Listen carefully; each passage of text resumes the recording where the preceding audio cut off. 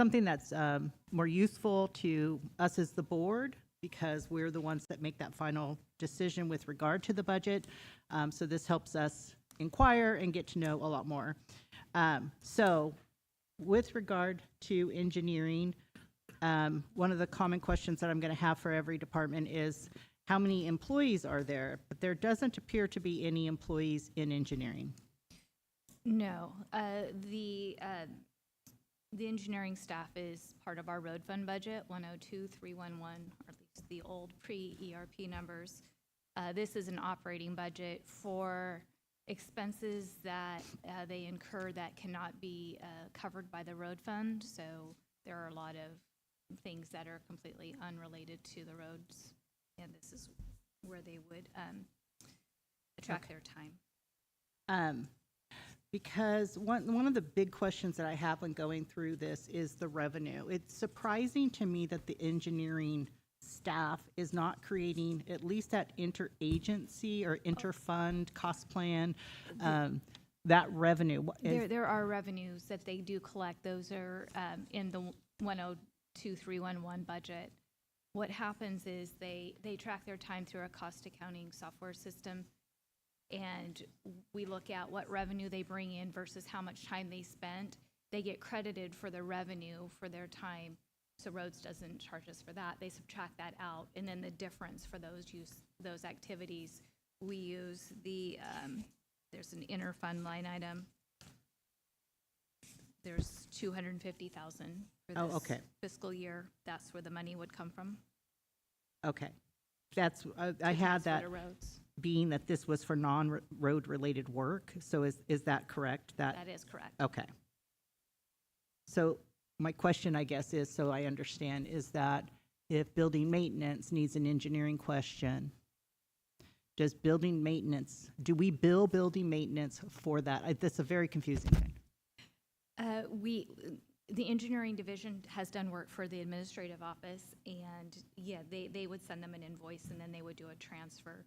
The transfer would likely go directly into the road fund. It wouldn't go into this budget. All their revenue goes into 102,311. Okay. And then my final question, and I don't know if the rest of the gentlemen have any, is that we have a travel and training expense, but without employees, who's traveling? Yeah, that would be for John Olson. He is a member of the technical peer review committee for the North Coast Resource Partnership. And as part of that, he has to attend meetings along the, believe they're quarterly meetings. Last fiscal year, we really didn't have a whole lot to build to that line item. I think they had a meeting here in Crescent City, but that's what those funds are for. Excellent. For his travel. Okay, thank you. And I would recommend keeping him on that. Yeah, I think he enjoys being part of it.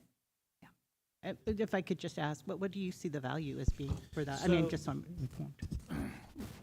In the early days, it was bond funding that came down from the state of California for water infrastructure, in particular under Prop 80 or Prop 40. Prop 80, Prop 40.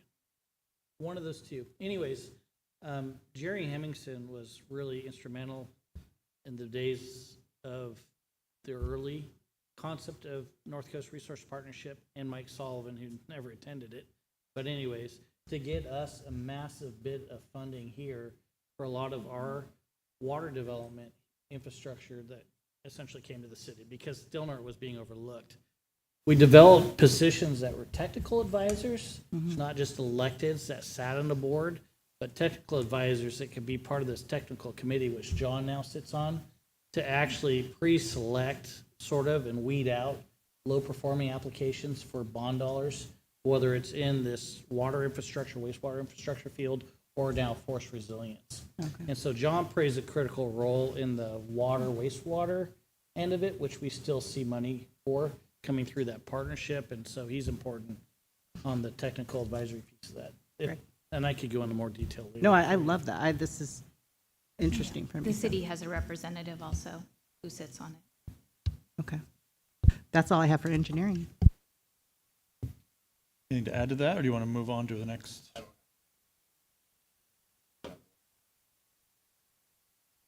Just in general? Oh, sure. Yeah, let's go on down to that. Yeah, and in, Do already asked Oh, hang on, This what's that, one. Heidi? Oh, so we're skipping to public nuisance? if that's okay with you. Absolutely. I don't, unless anybody has anything else for Oh, I'm gonna have engineering. You're gonna, oh, do you want to keep going? That's fine with me. I just, Yeah, go down to public nuisance. Yeah, wow, gonna skip around. yeah. So, Hey, Chair, if we go in numeric order with the departments, it'll be a lot easier for staff. so there. I know numbers, you can pick a number you want, but betting every item in numeric order. All right.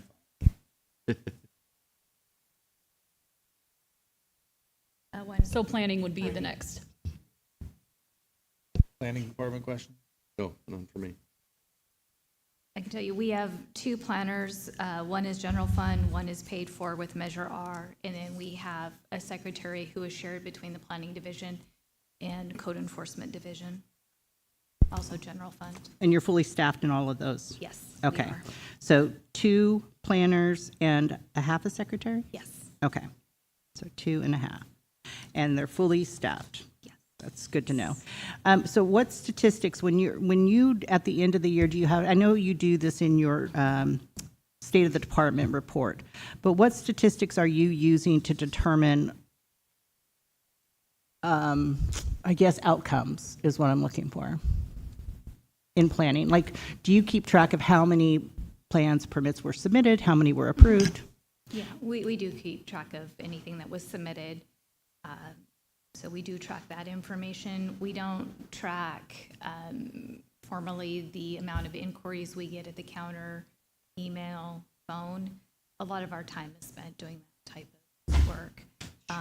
But I can tell you, it would be very apparent to staff at the point that the number of inquiries that we were receiving surpassed the amount of time available for the 2 positions that we have. We've definitely felt it with the 1 position, which is why we have the second. I think as we gain more experience with our planning staff, it's going to be a lot smoother. I mean, they're already doing a great job. Great, okay. And then under your professional services, there's a huge, well, I don't know if it's a huge jump, but we budgeted 164,000 last year and year-to-date, and I understand the final numbers haven't rolled in yet, but we're doing that again this year. Is there a specific thing that we're looking for under professional services? Yes, $5,000 is that. $5,000 is set aside if we need to hire a consultant to assist us, say, on a CEQA document.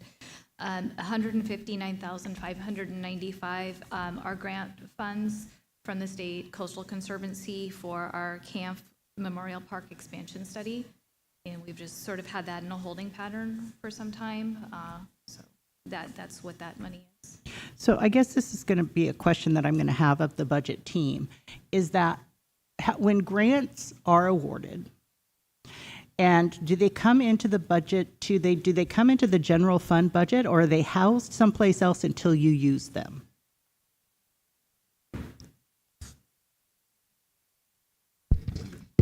Because it's just curious to me that it's in here in the budget, but it's a grant, because I'm going to have that question. So ask that one more time, please. Pardon me? Repeat your question, please. My question is that when a department's awarded a grant, and then where does the grant live until they need to use it, or does it go straight into the general fund budget? So most of our grants, I'd say the vast majority of our grants are reimbursable grants. So we budget what is the amount of the grant, so the revenue would be coming in, and then we project the expenditures based on that revenue. We won't see the revenue until work is done, and then we put in for the reimbursement. So it's playing catch up. So it's not being housed anywhere, maybe at the state level, whoever has the initial funding source, and then we would be almost drawing down on that after we incurred the costs. Okay, so in this particular grant, is that it's there, right? But we have to use general fund dollars to do it, and then we'll get reimbursed for it later. Yes. Yes. When we get reimbursed, where does it go? In that revenue line item, you're, In this particular budget, it goes into 90622 state aid grants, where we have 159,595. Okay. Yeah. That's one And thing- And it is reimbursement entirely.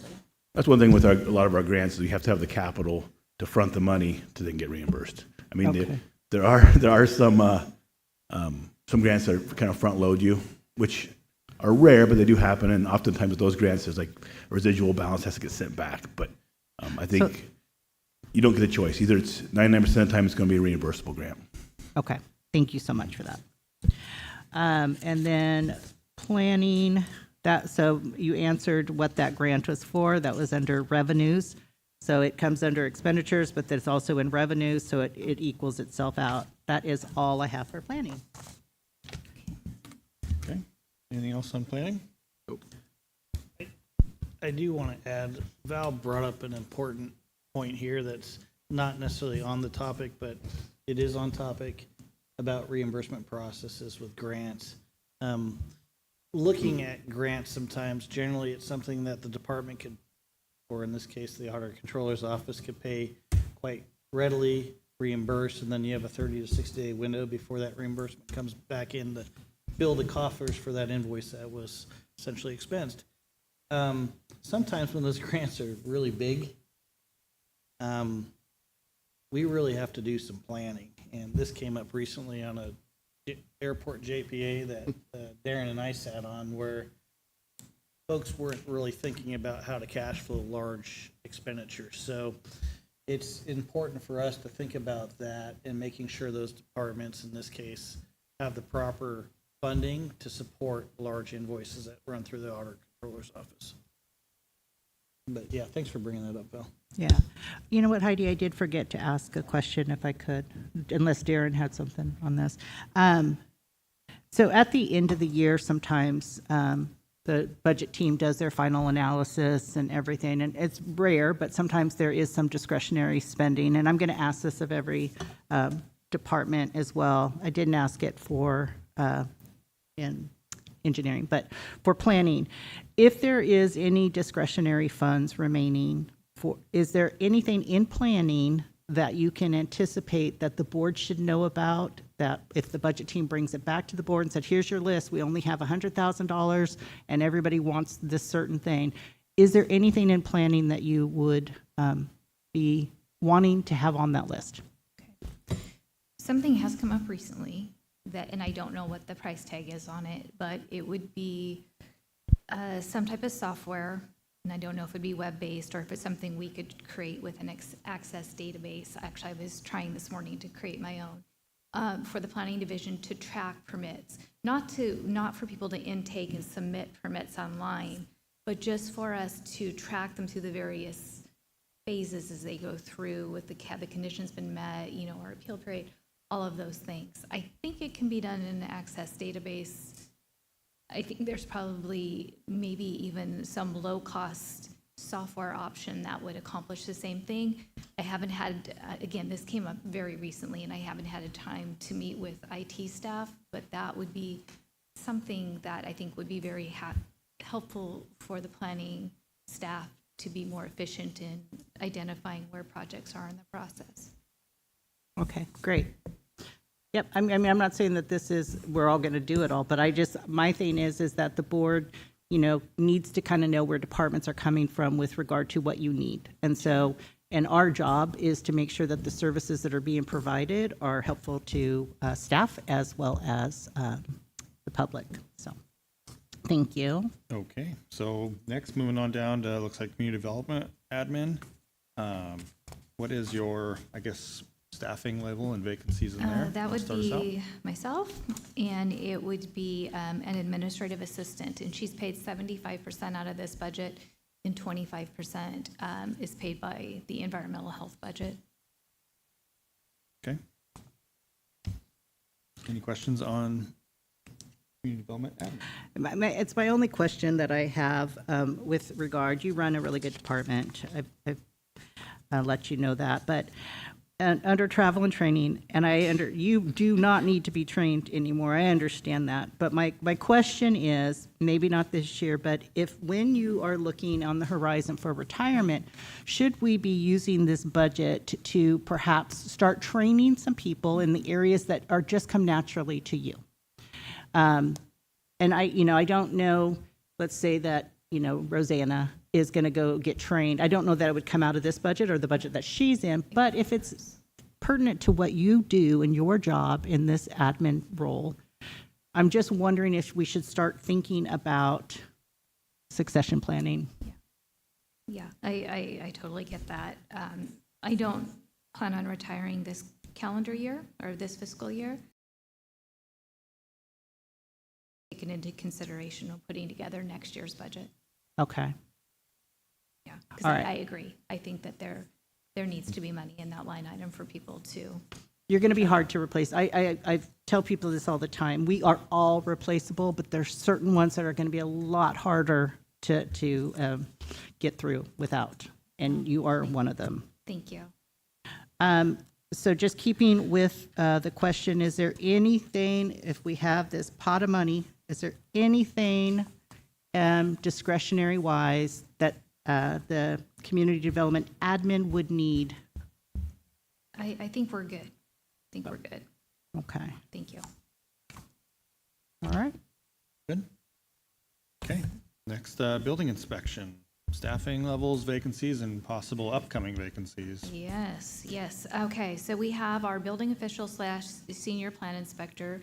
We have a building inspector, and we have an account clerk who is 75% billed to this budget and 25% to environmental health. Our building official has indicated that he plans to retire at the very end of the year. And we have $25,000 that have been placed into the part-time temporary line item. And this is for us to advertise a part-time temporary position, hopefully sooner than later, as soon as possible, so we can get someone in with the understanding that, assuming everything goes well, that on January 1, that would transition into a full-time position. That's my hope. And I recently submitted the employee requisition form with Human Resources.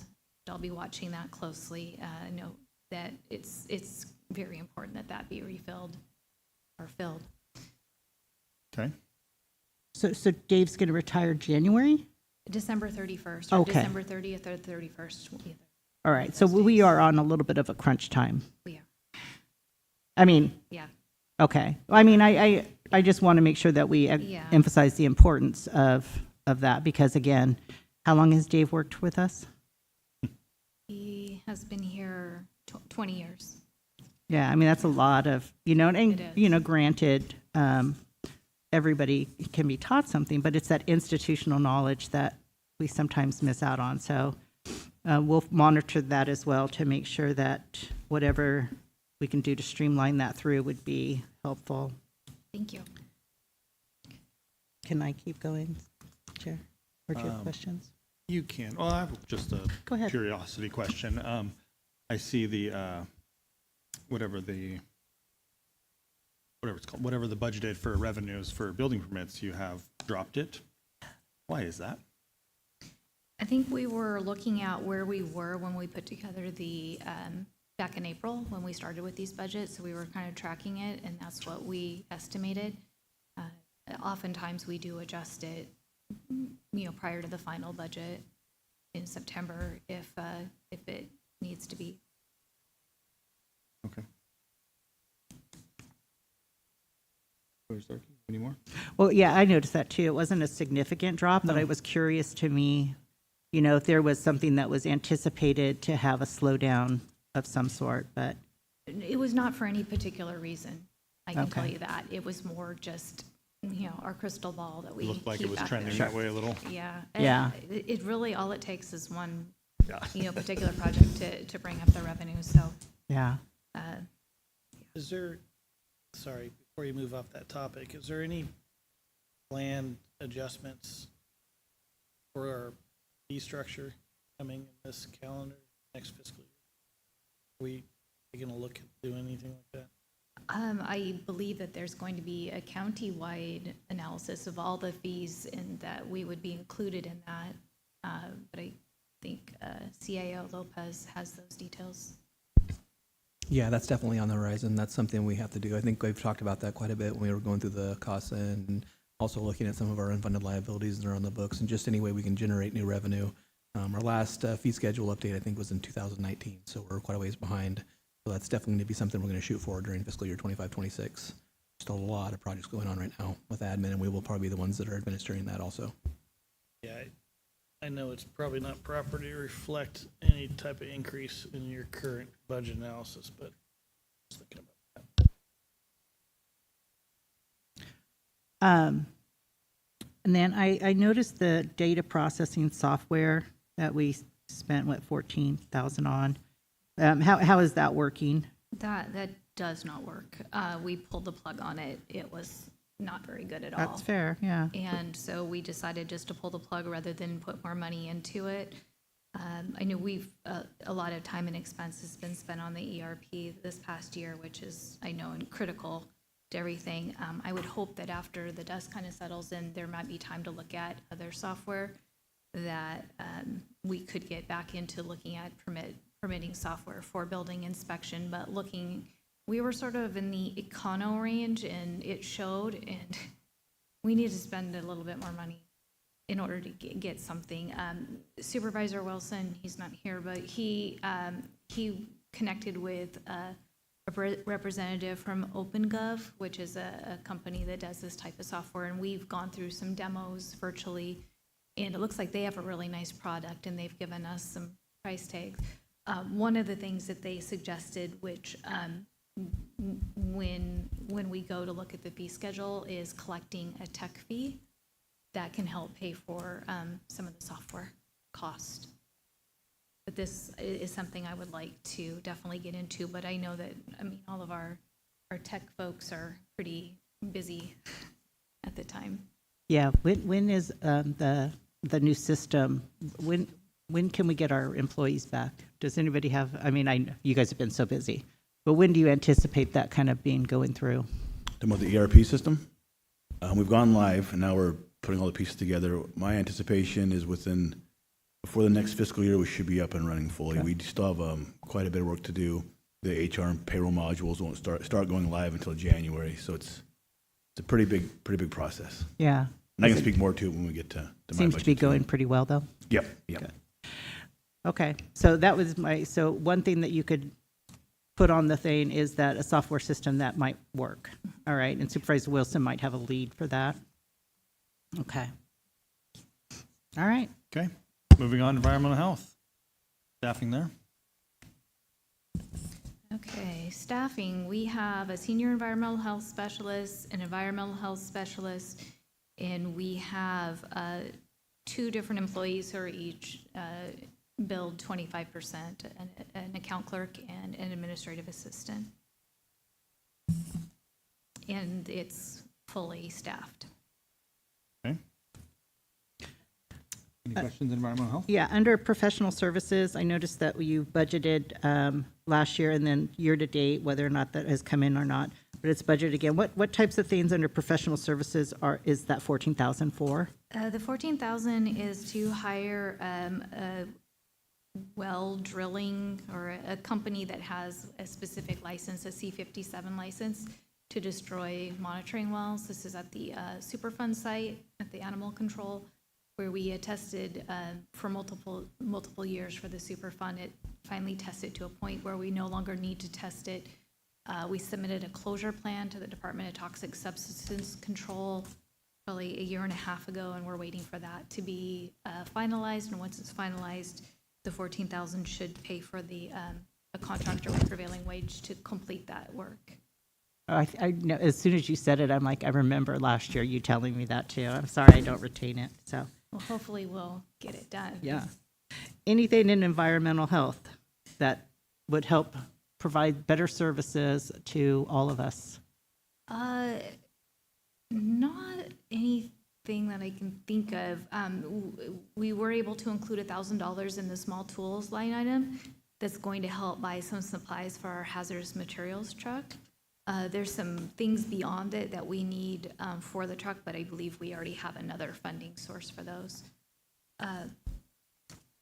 And one thing I'd like to mention, and I don't know, it hasn't been chaptered or approved yet, but we have AB 993, the Rural Coupa Reimbursement Act, which is making its way. I think it's gone through the Assembly and now it's into the Senate, and that will give all rural Coupas, including Del Norte, who's never had the chance, up to $60,000 to be reimbursed. So that would be new revenue coming to our division.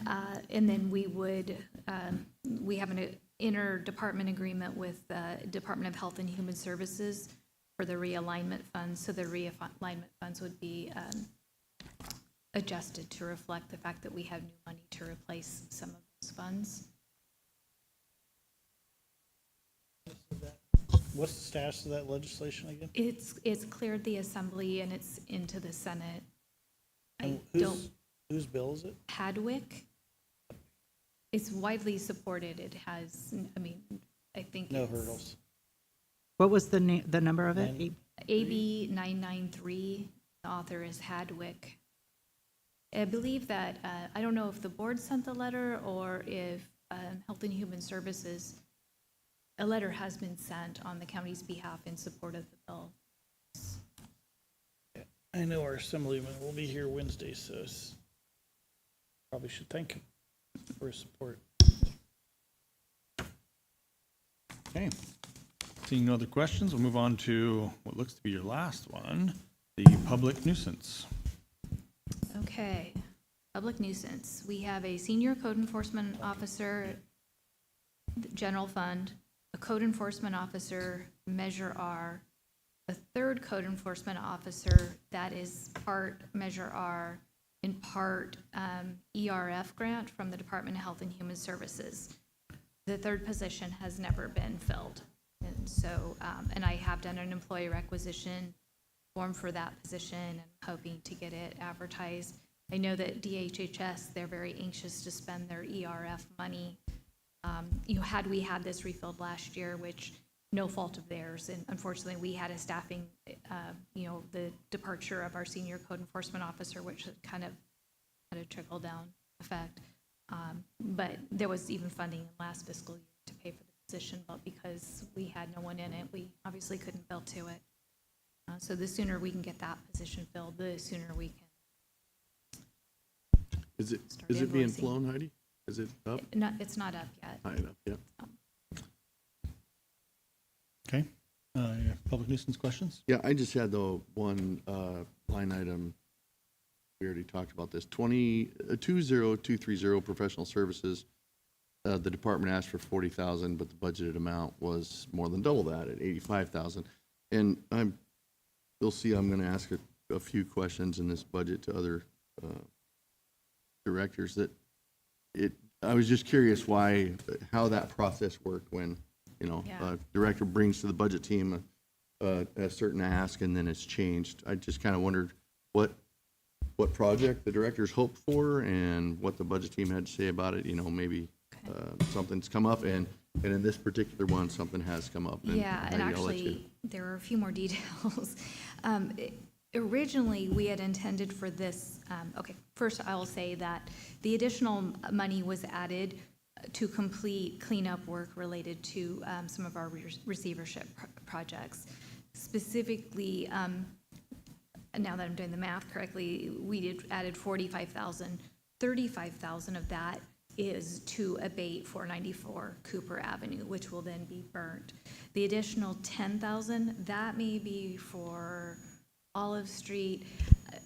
Like I said, these were intended to be in last fiscal year budget, but we didn't get to them. So in this case, what I did is I believe I called Auditor Controller Shad, and I mentioned, hey, we have this money, can we just carry it forward? And the adjustment, is that fair to say how it happened? Yeah, that's accurate. There's also an offsetting revenue. Yeah, yes. So the $45,000 increase has a direct offset in revenue. That's going to be line 91076 in repayment. So that increase you see in the budget had a direct offset in revenue. That's when I get phone calls from parents like Heidi, say, hey, I have $40,000 in revenue, I need $40,000 in expense. We make those changes and bring them back to the board. If it would have been a $40,000 or $45,000 just draw, there's more discussions that we usually have around those. But in this one here, there's projects that were rolled over, there's a funding source for it, so we went and adapted the budget accordingly. Thank you, Clint. And you mentioned Olive.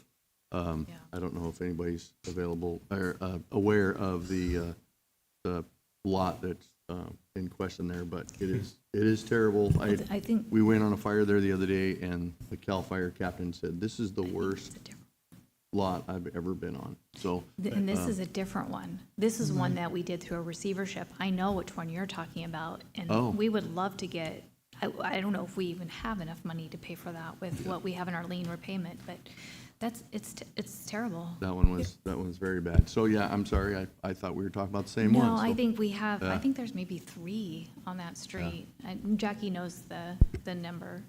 Yeah, Wait. the one you're talking about is one that we're in talks of putting it into receivership.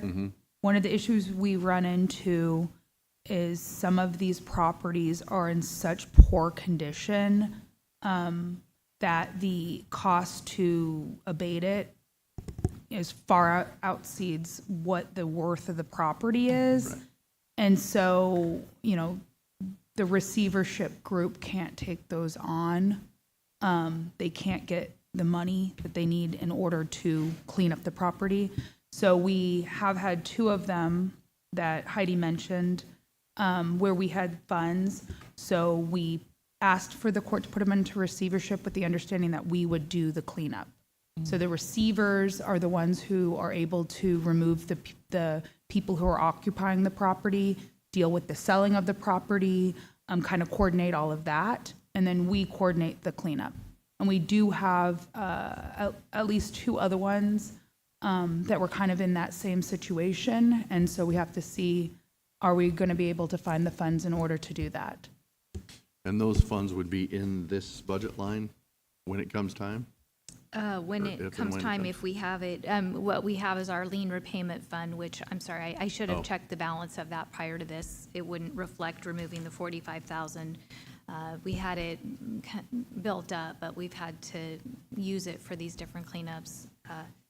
Just thinking about that one, that's going to be very costly. I mean, if other money were to become available, I think it would be money well spent to clean that property and to Yeah, get, and I think the I time. agree. And yeah, I would echo that. You know, in the long term, putting forth the money to get these cleanups done, getting the properties, you know, put back onto the tax roll in a positive way, I think is overall good for the community. So I know Valerie's asked, you know, if there was extra money, this would be something that my department would like to see some funds put towards, because the group that the court has appointed thus far to be the receivers, they're willing to take on more properties. It's just, unfortunately, you know, some of these properties are in such poor condition, and a lot of them over in that area, they're just not worth it. Right. Yeah, this particular one that I was talking about is a very small lot, so the resale value on it's going to be relatively low, and it is completely full out to the street of vehicles, and trash, and burned up trailers, and you have this very, very nice piece of property sitting right next to it, green grass, brand new shop. I mean, brand new to where the garage door hadn't even been put on it yet, and here a trailer is burning right next to it, burning the fence down, scar on the side of the thing. So it really is something I feel that if we are going to clean something up as a county, that is one that definitely deserves our attention. So I certainly support putting some extra funding toward that effort.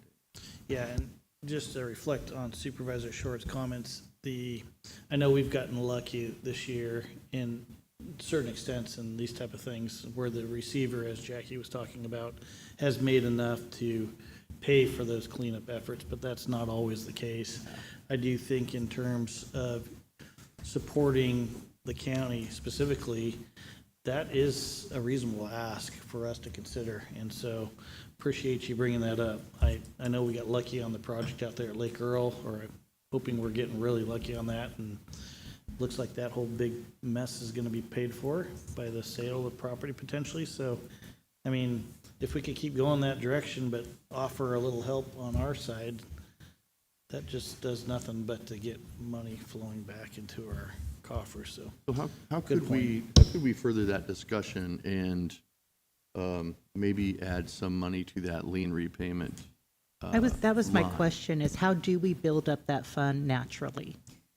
It's through the payment of liens Okay, that have been placed. Dominic was very crafty, and they did some did some jobs that ended up, we got the money back, and, we've gotten some interest, and so but that was it's been only nice. ever about 45,000.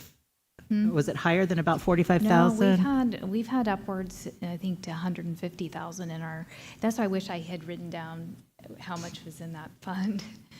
But again, I know, like I said, we've already allocated the 45,000 that's in this budget toward it, so we'd have to subtract that out because we don't really have it. But, yeah, I think that we need to figure out kind of how much it would cost to clean it. And there's other things kind of in the wings that will be, that'll be used for cleanup. I mean, the county now owns a lot of property that's out near the Ruth compound that we're going to have to be cleaning up in the coming years too. So I think we need to figure out a way to maybe roll some money away into that line item there so we can, I guess that particular line item is the lien repayment, so that goes along with the receivership, right? So that wouldn't be for, No, like, it's cleanup. unrelated. yeah. But I mean, it could be something that, I mean, if money were to go into the lien repayment fund where we could come to the board and ask permission to transfer X amount into this budget with the board's approval, and then you could pick which projects you want. And it also could be something perhaps that's brought to the Measure R committee to look at. Do we want to put some funding aside for this? But I do know that the receivership group we work with is very much committed to helping clean up these types of properties and whatnot, but they are limited when, because a lot of these properties also are very delinquent in property taxes, that those get paid first out of a sale. So things of that nature really make it difficult for them. Gotcha. I'll give you a little history on that account if I get it right. That's fairly new. That lien repayment account is fairly new with our county, historically speaking. Started few years ago with the different supervisors no longer on the board, putting money aside for those kinds of projects. Historically, we'd funded everything up front with the general fund, and then, or a grant would come in through, and then we get reimbursed with the lien on the property. Yeah, since we're kind of all talking out loud about it and chiming in here, one possible idea would be kind of like a road department. If Heidi had a list of properties that would maybe need to be, put on that list and overhauled, the board could take a look at that. If we get some estimates on cost, that'll give us an idea of what kind of money we're talking about. Right now it's a good conversation, but I bet you we could spend a whole lot of money in our community doing these kinds of projects. We don't have some kind of structure around it. The board can see a list, estimated costs, and start knocking them off as we go. Yep, great idea. Thank you, Clint. Okay, any So further questions? yeah, I think you answered my question, if you had any discretionary funding, where it would go. But my only real pertinent question is under 90621, the state illegal disposal sites. We budgeted for 155,000, year-to-date's only 55,000. Are we, that's 100,000. Are we anticipating that revenue coming in? Okay. Were the actual, for last fiscal year? Yeah, 90621, state illegal disposal sites. Yeah, those were, okay, we had the grant from CalRecycle. The estimate to clean to the two of the properties, as far as the grant funds that we received or were allocated for, were far greater than what it took to actually clean the properties. So that's money that just stays with CalRecycle. Oh, We were bummer. reimbursed for every, Okay. I know, and that was one of the things that toward the end, there just wasn't enough time to try to change that money and direct it someplace else. But on the plus side, we're in very good standing with CalRecycle, and the next time we have an opportunity to apply for this grant, I think that they've been pleased with Del Norte's work, and it's been very helpful for us. We've done some nice cleanups. So is there any other thing that you need from the board with regard to your budgets or anything that we need to know about? Not that I can think of, but thank you for asking. Okay, with that, I'll open it for public comment before you head out. Better not Any back public my comment? stuff. First, I have to give Penny, you didn't do too bad. Couple of my questions were already answered, but before I get into that, I have one issue that I want to, it's kind of an overall issue. I've talked to both Neil and Clint about this, and it's the unrestricted fund balance. We need to address the unrestricted fund balance. Based on the interpretation of the Budget Act, we're required to recognize the unrestricted fund balance in addition to the revenue when addressing the budget expenses. The result being we need to pad the expenses so that the net revenue and expenses equal zero. Treating the fund balance as revenue, we are forced to distort the real activity. Furthermore, we actually plan to use the fund balance. If we actually plan to use the fund balance to cover our budget, we would not have funds for emergencies like fires, floods, and other national disasters. This year's unrestricted fund balance is $5.9 million. That's a lot of padding. I'm asking that you set aside a sizable portion of the unrestricted fund balance in a reserve account on the balance sheet. This would remove it from the budget process while still leaving it available to cover any actual losses between real revenue and real expenses. Padding a budget is not the answer to balancing a budget. For this year's budget, I am going to address services and supplies. The proposed budgets total $12 million in services and supplies. Compared to the last 3 full years, this average is $5 million or 71% increase.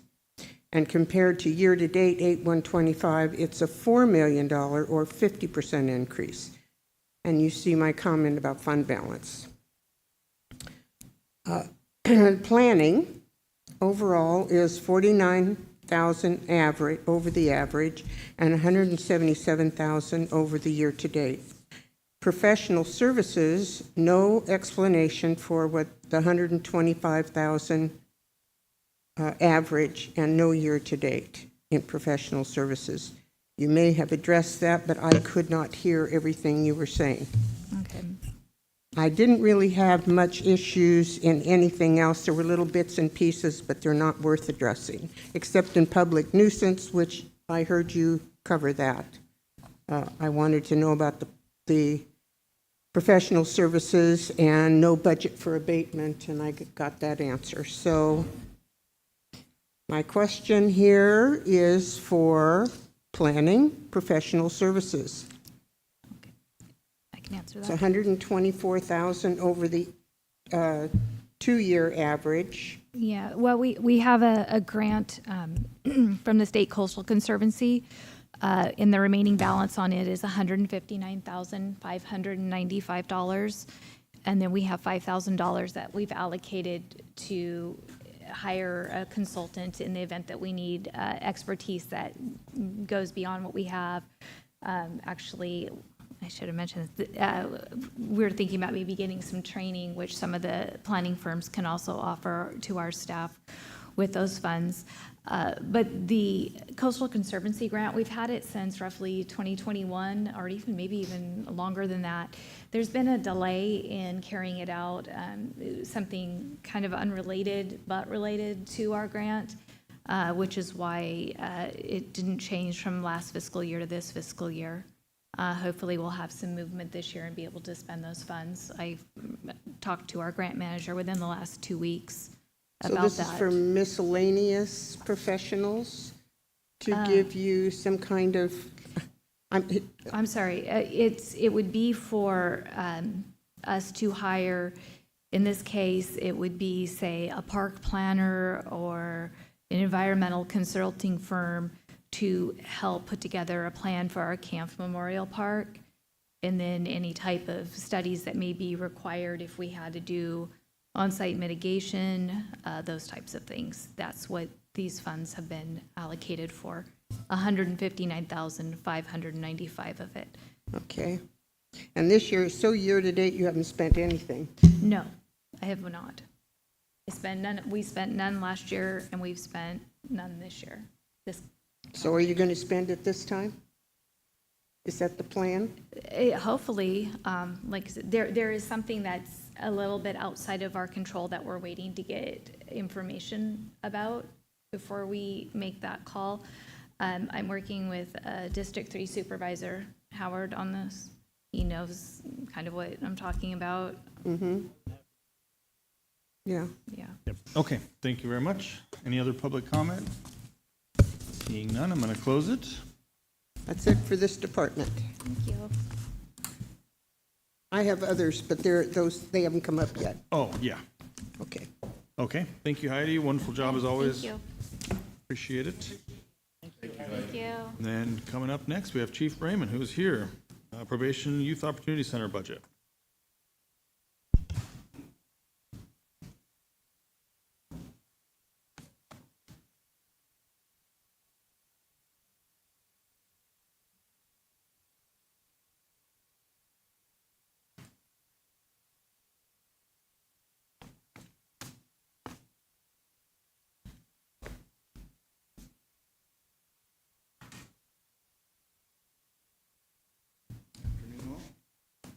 Hello, Chief. Welcome.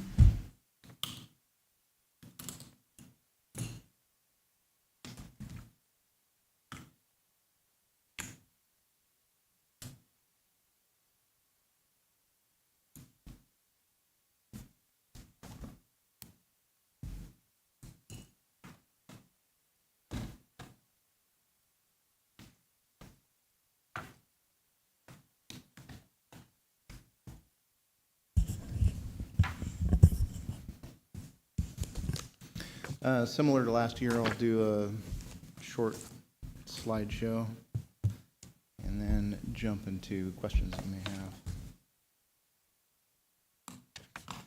have. So what I'm hoping to cover in the slides that you've got copies of in front of you, just walk through the overview of the budget, give you an idea of what our big main budgets are and a couple of the smaller budgets that we do have. Pause for questions out of that material. Then roll into discussing staffing and vacancies, which is a significant issue for us as other departments as well. Discuss projects and goals on the horizon for this year, and then close it out with questions that you may have and follow-up that you may have. So that is the plan. So we have two main core budgets. We have 244, which is probation, 243, which used to be juvenile hall, but essentially now is the Youth Opportunity Center and detention services. So that's kind of the largest portion of our budget and how those are divided. You can see our total expenditures for this coming year, expected revenues, and the net county cost based on those numbers. The 244 budget, this covers the bulk of support services, adult services, and juvenile probation services. And you can see the breakdown here between salaries, benefits, intra-fund transfers, services, supplies, fixed assets, and then other charges. Included in this is pretrial services, which is a part of adult. That's a significant program that we're doing with the courts. We have both revenue and expenditures for that. And as you can see here, the vast majority of our expenditures are staff. It's our people to do the work.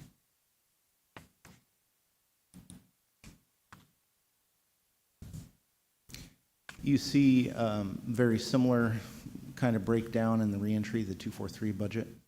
It covers detention and the Youth Opportunity Center, as I stated. Same type of breakdown as in the 244 budget, and so you can see some comparisons. Again, the thing to highlight here is it's our people that do the work. We are very much a service oriented to either adult offenders or juvenile offenders in our community, and so it's what we do is based upon the people that we have.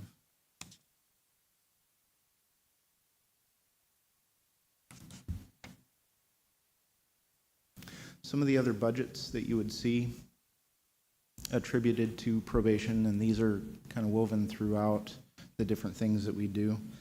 Our 823 budget, this is DJJ realignment. We're still getting basically a county minimum each year to cover any costs that we would have associated with youth that are in instead of going to state institutions, now we hold them and house them.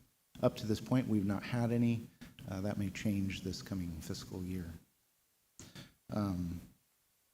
And by the way, just so you're familiar with the term, Secure Youth Track Facility, SYTF. Essentially, that is the institution or program that institutions are running to house those particular youth. So if you hear SYTF, Secure Track, that's what that's related to. Lonnie, can I ask a quick question on 823? Does that sunset 823? as far as you know? No. Okay. Not without significant structural changes at the state level again. They made the decision to essentially take that division of CDCR away. It's gone. And so without reconstituting it in some other form, we're going to bear the workload of that. What the state does with the funding related to that is, I would say, is a somewhat, at least, unrelated question. But that's where we're at. SB 163, this is wraparound for juveniles. This is based upon an MOU that we have with DHHS for participation, youth and families participation in wraparound. 163 is essentially money that we draw down and then in some sense give back for the services that DHHS is providing through wraparound. JJCPA, or AB 1913. This is juvenile-related revenue based on the Juvenile Justice Crime Prevention Act. This is primarily supporting juvenile programs in the Youth Opportunity Center and some supervision services as well right now. YOBAG, YOBG, Youthful Offender Block Grant is what that stands for. That's also being spent for juvenile programs, some pieces for supervision.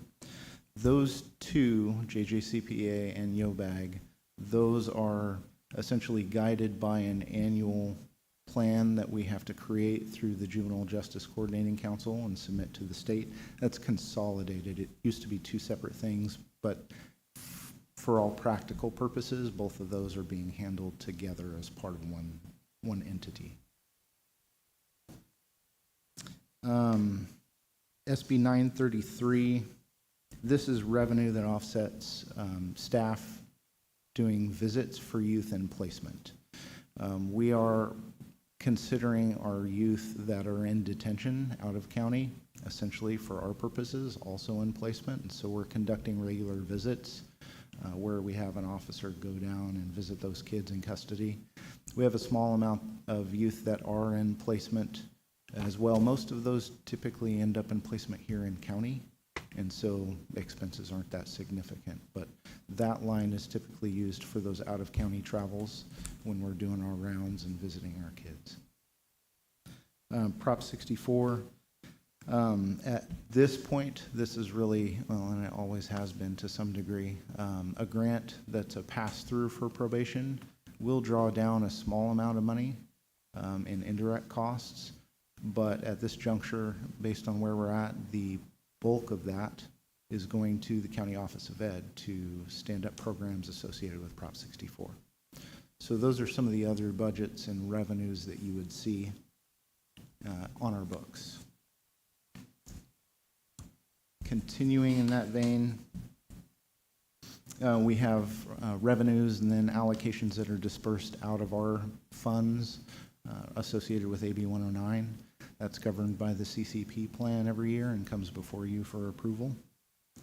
A good chunk of that's passed through. Probation gets our own allocation, and that's what you'll see budgeted for expenses in our budget. That's this, CalEMA, you see that later on. Those are all governed by state formulas. Right now, the 109 formula isn't, I don't believe we're at a point where that's going to change in the next year or two. CalEMA is a different story. And so those revenues that are coming from the state are always subject to what those formulas are doing. For the most part, because of our size, we're usually getting state minimums for those. AB 109, there's not necessarily a minimum, and so that fluctuates a little bit every year. MPG, that's the mobile probation grant. That's from BSCC. We were awarded that. We're at 2 years ago now. That grant life extends to 2027, and we had a heck of a time finding a vehicle for that. It's actually in, the vehicle's been purchased. It's at the upfitter's place up in Washington State, and we should take delivery of that in February of this year. I can talk a little bit more about MPG later on as well if you've got questions. CalEMA, this is SB 678 was the Senate bill that set this up. This is also revenue that comes in. This is one of the ones that we've had state minimums since it was instituted in 2009. This one, the formula is in flux at the moment. It's not going to have great effect on us, but it is of great concern across the state for different departments and has the potential to impact their services pretty significantly. Usually this is used for felony probationers and providing services. And so it spans all sorts of things from salary and benefits to case management system support and direct services that we're giving as well. SB 129 is the pretrial revenue that we're getting based on our agreement with the courts. Biggest news in that is after some funny money dances at the state level, what shakes out is the 129 funds are taking a $5 million cut, which will be determined on how that's all dispersed by the Judicial Council. So the money goes to the Judicial Council from the state, and then it's dispersed out to the counties. We had to have some pretty intense conversations with the court a year and a half ago, 2 years ago, to keep the funding in place that we need to be able to operate one person doing this program with some support from legal clerks and probation officers as well when needed. But it's possible that that funding will be cut, and we'll have to have conversations with the courts again about what level of services that we can actually give. Our hope, because we've been running pretrial for a long time, is that we'll be able to keep at least a base level and information going to the judges and the courts, but might have to cut some supervision side of pretrial. 1869, this is revenue that we're receiving as a backfill when the state cut fines and fees for persons on supervision. So essentially there are no,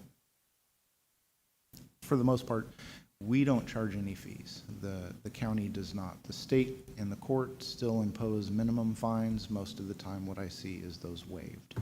And so for the most part there is no revenue through fines and fees any longer. This is money to backfill that loss.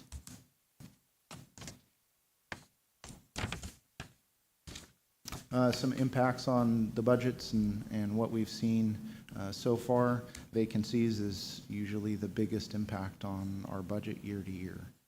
We have to plan for full staff, and when we have vacant positions, which we have had fairly significantly, that leaves unspent funds across the board for us, and so you see that in our budget on a regular basis. I've got more information coming here shortly to discuss vacancies and staffing as well. Detention, usually we're planning for averages, but we have to work with actuals, whether that's less or more. Looking at some of our numbers, we were about where we figured with 2 to 3 average daily population up to fall,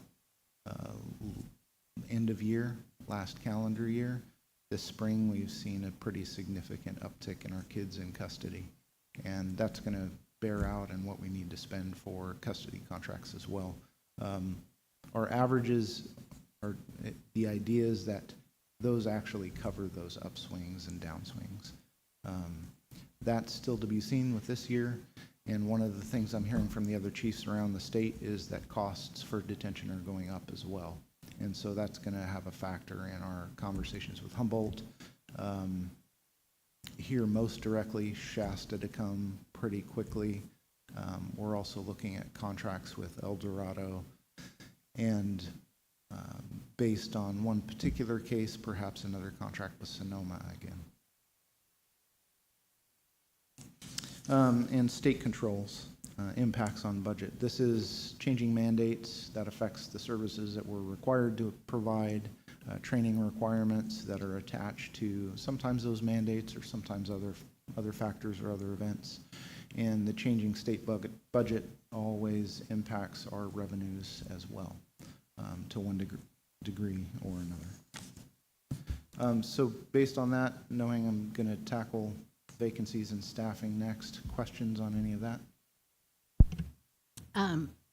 So the cost for detention's going up. I remember when we closed DJJ and, it was average $2,000 per kid when it was fully staffed, but as you slowly saw the decline, it ended up going up to $200,000 per kid because you're still running the facility with less kids involved. Right. What are some of the reasons why the costs of detention are going up? What are some of the forecasted reasons? I think one of the things that has kind of been in place in the past, at least in the North State, and I can speak to it directly with our contract with Curry County back in the day. Typically, we wouldn't actually expect, and other counties have not expected, contracting counties to bear the full cost of what housing those youth is.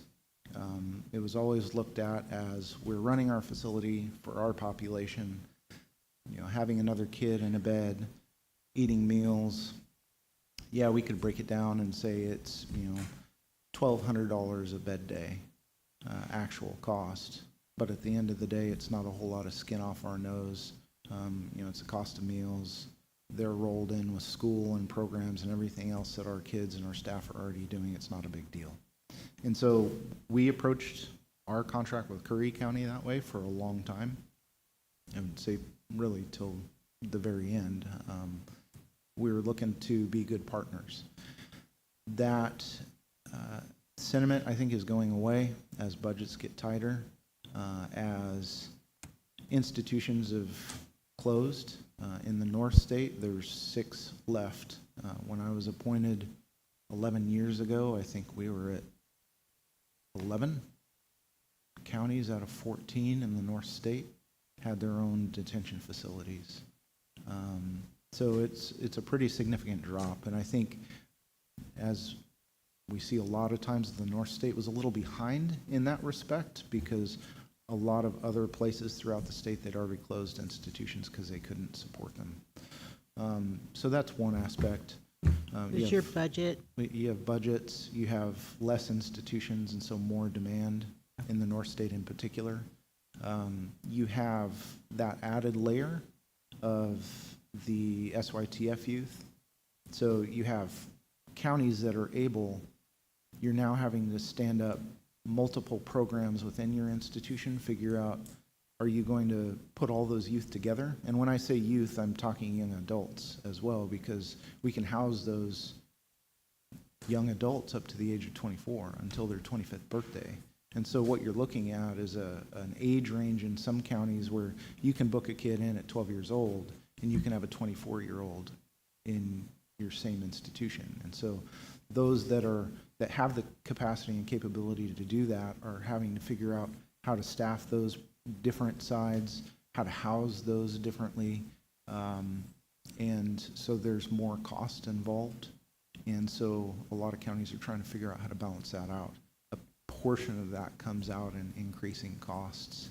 Does your budget reflect those increasing costs, or are you just anticipating it perhaps for the following year? Right now, it doesn't. So what we tried to do is shoot high because we weren't sure with a first full fiscal year what we'd actually be looking at for custody. And so our budget for 25-26 is actually going down. Humboldt County's currently talking with me about what that contract is going to look like. And because of some of the dynamics they have locally, that's likely to go up too. And so I might be back in front of you before the fiscal year is done to talk to you about that. Okay. Depending on the cases that we've got, one I mentioned already, we've had a youth in the past in Sonoma County for a specific program. We might have a similar situation, and those types of programs are not cheap. So depending on how that case goes through the court system, we might end up having to institute something like that again, that would change our cost. It's not something that we would be able to roll into our detention that we currently have in the budget, because it's a specialized thing. So those are some of the factors that are going into what those costs are for detention. Thank you. Okay, no other questions? On to the next. So going back to the slideshow. Yep. This is our staffing chart, our org chart. It is mostly correct. Unfortunately, I have one DPO leaving California for the great state of Montana. And so one of those in the juvenile services branch under Emily Johnson, DPO Standridge, is actually resigning. And so she won't be with us after this Friday, unfortunately, or Thursday. So we've got one that's going out there. Otherwise, the org chart is accurate. One of the things that I wanted to highlight, there's a slight difference in what this looked like in front of you last year. We're actually one staff person down. This is prior to Ms. Standridge giving her notice. We are one shy from last year, from what you saw there. Overall, our vacancy rate's 33%, which again is a very slight amount worse than last year. And I have more information regarding that to come as well.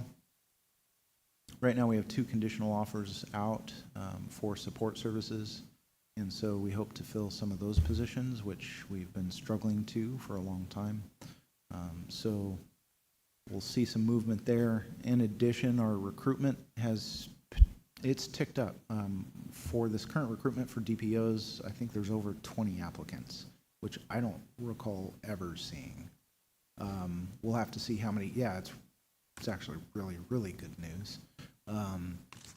We'll have to see how many show up for the initial interviews and make it through testing and everything like that, but those are great numbers from what we've had in the past. And so it's possible we'll have a number of folks starting this coming year, and it'll be a slog to get through backgrounds on all of those, but that's really encouraging.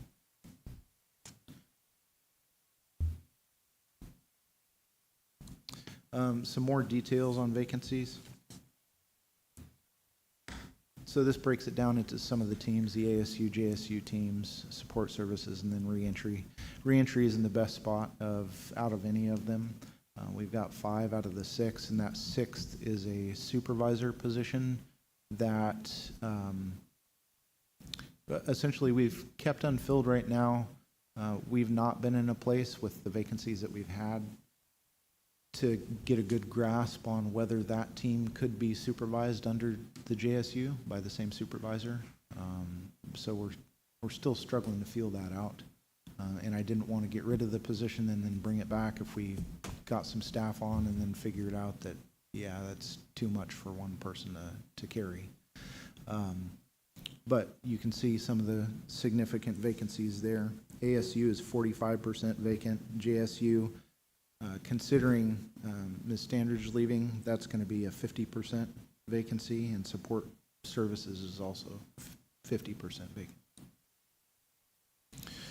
Some of the other factors that I look at is tenure, how long people have been in, and I've been telling my staff for a while we're going into rebuilding season. I'm trying to put a positive spin on it, but that's a lot of work as well, because when you have a couple folks that know the job well, that have a lot of experience, then you bring on the new ones. They're expected to teach and to train, and you can't hand off workload to those newbies and expect that to go without a lot of support. And so tenure is a pretty significant thing. I am stoked. Our legal clerk, I was able to change that little diagram because she hit her 1-year mark last Friday, I think it was. And so she's doing fabulously. I have, at the end of the day, I have great staff. I mean, yes, we have significant vacancies, but we've got great people working in the department. And they show up and they do hard work every day to try and make differences in people's lives. So I'll give them a shout out while I go through that. And then significant projects and goals. Biggest one on our plate right now is a relocation of juvenile services. We're going to have to try and maintain continuity and as uninterrupted as we can juvenile probation and what we're doing with the kids that we do have on caseload, as well as try and keep the programs and caseloads on the Yawk side going as consistently and without interruption as we can. This is going to be a significant project for us. I know it's in context of a larger one that we're having to tackle as a county, but for our department, it's going to have some significant impacts. It's going to demand a significant amount of time to figure out where and how we're going to make that move. And so that's something that is on our radar for this year. Maintaining services is always a struggle with few staff. Trying to figure out what doesn't get done is really the decision of the day. And there's never a time where my folks can leave work and be satisfied that they wrapped up things and closed a file and have nothing on their desk for tomorrow. It's really a matter of what they didn't get done during any given day. Some of the things that we're watching through maintaining probation services, I'm keeping an eye on Prop 36. That was a big deal in this last election. Locally, we haven't seen a huge impact, honestly. I've described this since the beginning as the district attorney, our other law enforcement partners, they get to pitch, but at the end of the day, we have to catch. And so if they make certain decisions upstream from us and those cases come down, probation is the one that's going to be managing supervision of those populations if they actually come in, if they tick up. I think last time I looked at the numbers, we only have one, but it's something that I'm keeping on the radar. Ongoing ripple effects of DJJ realignment is something that affects maintenance of services as well, trying to keep track of that. And it seems like every year there's different special interest groups that come out of the woodwork attacking probation's role in the justice system. And I'm trying as best I can to keep an eye on that and have an idea of what that would entail for us, what that would look like. I'll be honest, at the end of the day, struggling to keep that on my plate with all the other things going. MPG, that's a long-term project. Right now, minimal work. I'll throw out a little bit of our vision, though, so you understand what will happen. This is all based around essentially a mobile office.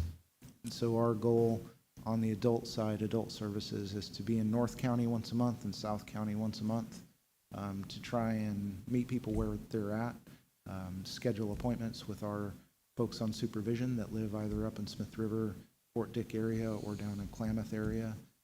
We have the capability to do remote court hearings. So if they had a court hearing, they were struggling with transportation, we could actually go to them and facilitate that. We can collect drug tests if we need to. We can sit down and do case management with that vehicle.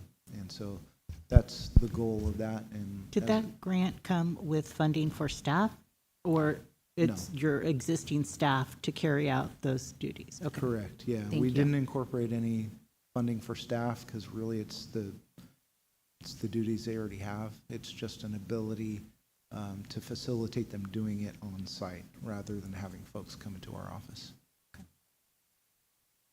Our CMS is, although we rolled out in March, we're still trying to put some pieces together for that to develop connections with the sheriff's office and the courts, and so that's demanding ongoing work, plus throw ERP on top of that, which is the same company, Tyler, will be up to our eyeballs and case management system work for the next year, like everybody else.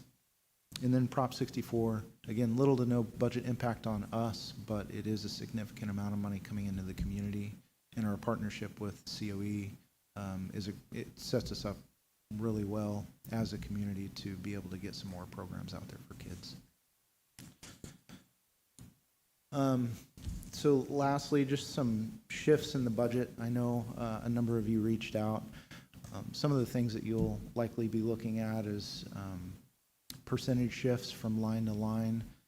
I'll sum it up and we can go through it as we cover it, but a good portion of that is shifting funding from the 244 budget, probation, to the 243 budget to better align our youth opportunity center work for programs into that singular budget instead of having it separated out. So there are a number of shifts there, and a number of those lines also shifted to professional services, essentially, for the Prop 64 grant. So when you see some of those percentages pop up because of a change, a lot of that is getting rolled into a singular line so we can get it out to the COE. I know there's others, and we can cover them as you wish. So that's what I got. Questions? Okay, thank you. So, well, let's start. Before Supervisor Short kicks it off, it looks like he's ready for something. But I just want to say thank you. I really appreciate that overview. I think a lot of times we look at just the numbers and the budget and we forget about the stories behind it. So I do appreciate you providing that to us today. Absolutely. Supervisor Short, you want to lead us off with questions? Yeah, thank you. Chief, appreciate you being here, and I don't know if you heard my comment while Heidi was at the table. I was looked at a lot of what the department asked for versus what is budgeted, and, there's a lot of discrepancies there, and I think you may have explained it with the shift to reentry services versus probation, but I don't know, so I'm going to just go ahead and barrel through this if you don't mind. Absolutely. Starting with reentry services, line 30401, support and care, and then health. There's a large jump from $10,000 to $38,500, and I just was wondering what was in store there. I know that maybe there's some projects or some upcoming things that are going on. I'm kind of curious to see what's going to go on in the different departments. Yeah. This one is really tied to detention costs and is based on our conversations, the few conversations I did have with the Humboldt chief before we had to have budgets submitted. The biggest uptick that is likely to occur there is based on behavioral health services that are being provided to our kids in Humboldt. I won't dive too deeply down the rabbit hole now because we still have some back and forth we need to do. And she's gotten me a little bit more information just last week, but that's what we're trying to anticipate there. Honestly, I can't tell you whether that's even in the ballpark, but we were trying to keep our heads up at least and know that it's likely to come in. That line is to pay for those behavioral health services for kids in custody. Quite a big jump, yeah. Well, thank you. The next is a couple of lines. Next page is 40620 equipment. We've got a ask from your department for $6,000, and then it's budgeted for $6,000. But then if you move down to 40628 at the bottom of that section, there's an ice machine for $6,000. So I was just wondering if that was maybe a mistaken double. Yeah, one of those is going to go away. So when we were looking to get the ice machine, we weren't sure whether that was going to be approved by the Measure R committee or not. And so we didn't get that pulled out before. I guess that makes sense. I never thought of that. If it didn't get approved by Measure R, then you'd have to budget it somewhere. Yeah. Okay, right on. That makes sense to me. Well, thank you for that. And that's all I have for reentry. If we move on to probation, I heard what you said about the MPG and the Cal-EMAs, and those things that you told us about may answer these questions, but I'm still kind of fuzzy on some. 20224 with 204 is I'm sorry, it sounds funny. It's office supplies, which we always say that we're not going to keep track of your pens and pencils, but your line item here is, you asked for, the department asked for $0, and we are, I'm sorry, you didn't ask for 0. You did ask for 0. In the past 3 years, we've only spent $64, but this year, we're budgeting $14,850, and that seemed like a pretty weird, wild, drastic jump there. Yeah. Is that office supplies to go in the mobile unit? Yeah, so I mean, this'll that be- still seems like a lot to me. This will be computers, printers, television, camera, all the different parts and pieces that we broke down in that budget in our grant. It was a little weird. We hit a point last fiscal year where, one, BSCC wasn't sure if they were going to roll over any funding. And so anything that wasn't spent, they couldn't tell us whether or not we would still have it come this fiscal year to spend. So we were trying to encumber all the funds that we could at the very end of last fiscal year, even though we didn't have the vehicle. So we actually went out and bought generators, because we're going to have access to power while we're out there in case we don't have shore power, things like that. So we bought some of the stuff that we could, but we couldn't get it all spent. Couldn't work fast enough to get the computers purchased, things like that, which we have been waiting for until we actually have the vehicle. BSCC did approve rolling those funds over, and so we still have access to the rest of the amount for the grant. And so essentially that is the balance of the grant to purchase all of the stuff. Okay. The So we're two looking office at like a chairs, conversion van or a small RV or something like It is that. basically, it's the biggest, I think tallest as well, Ford Transit van that you can get, and the company that we finally secured to do that is building it out as 2 workstations, some seating in there for an offender with the TV they can do court at, a bathroom in the back so we can collect tests if we need to. So we can literally drive someplace and set up an office. That's why it's taken till February. I was thinking, geez, you just got to put a couple of lights on, a center console, it's going to take till February? But no, that makes a lot more sense now. And very painful, very painful. Great, okay. Just keeping with, going line by line, 20229, professional services for DJJ. Last year we budgeted 10,000, so far we haven't spent any, and we're budgeting 10,000 again, and the 2 years before that, there was 0 in the budgeted line item, so I was just kind of wondering, what is the reason for still hoping for the $10,000 there? What, is that a So grant item? this is also based out of an annual plan that we have to submit to the state, telling them what we're going to do with that $250,000, I think it is, that we're getting for DJJ youth, DJJ Realigned Youth. The subcommittee of the Juvenile Justice Coordinating Council, essentially what was decided is that we'll set aside $10,000 as bridge funding, lack of a better term, in case we have one of those qualifying youth that either is not getting committed to SYTF and is being supervised in the community, which has happened before, or has been committed and now is being released on supervision after a commitment. For any programs, any needs that are there that aren't funded by something else.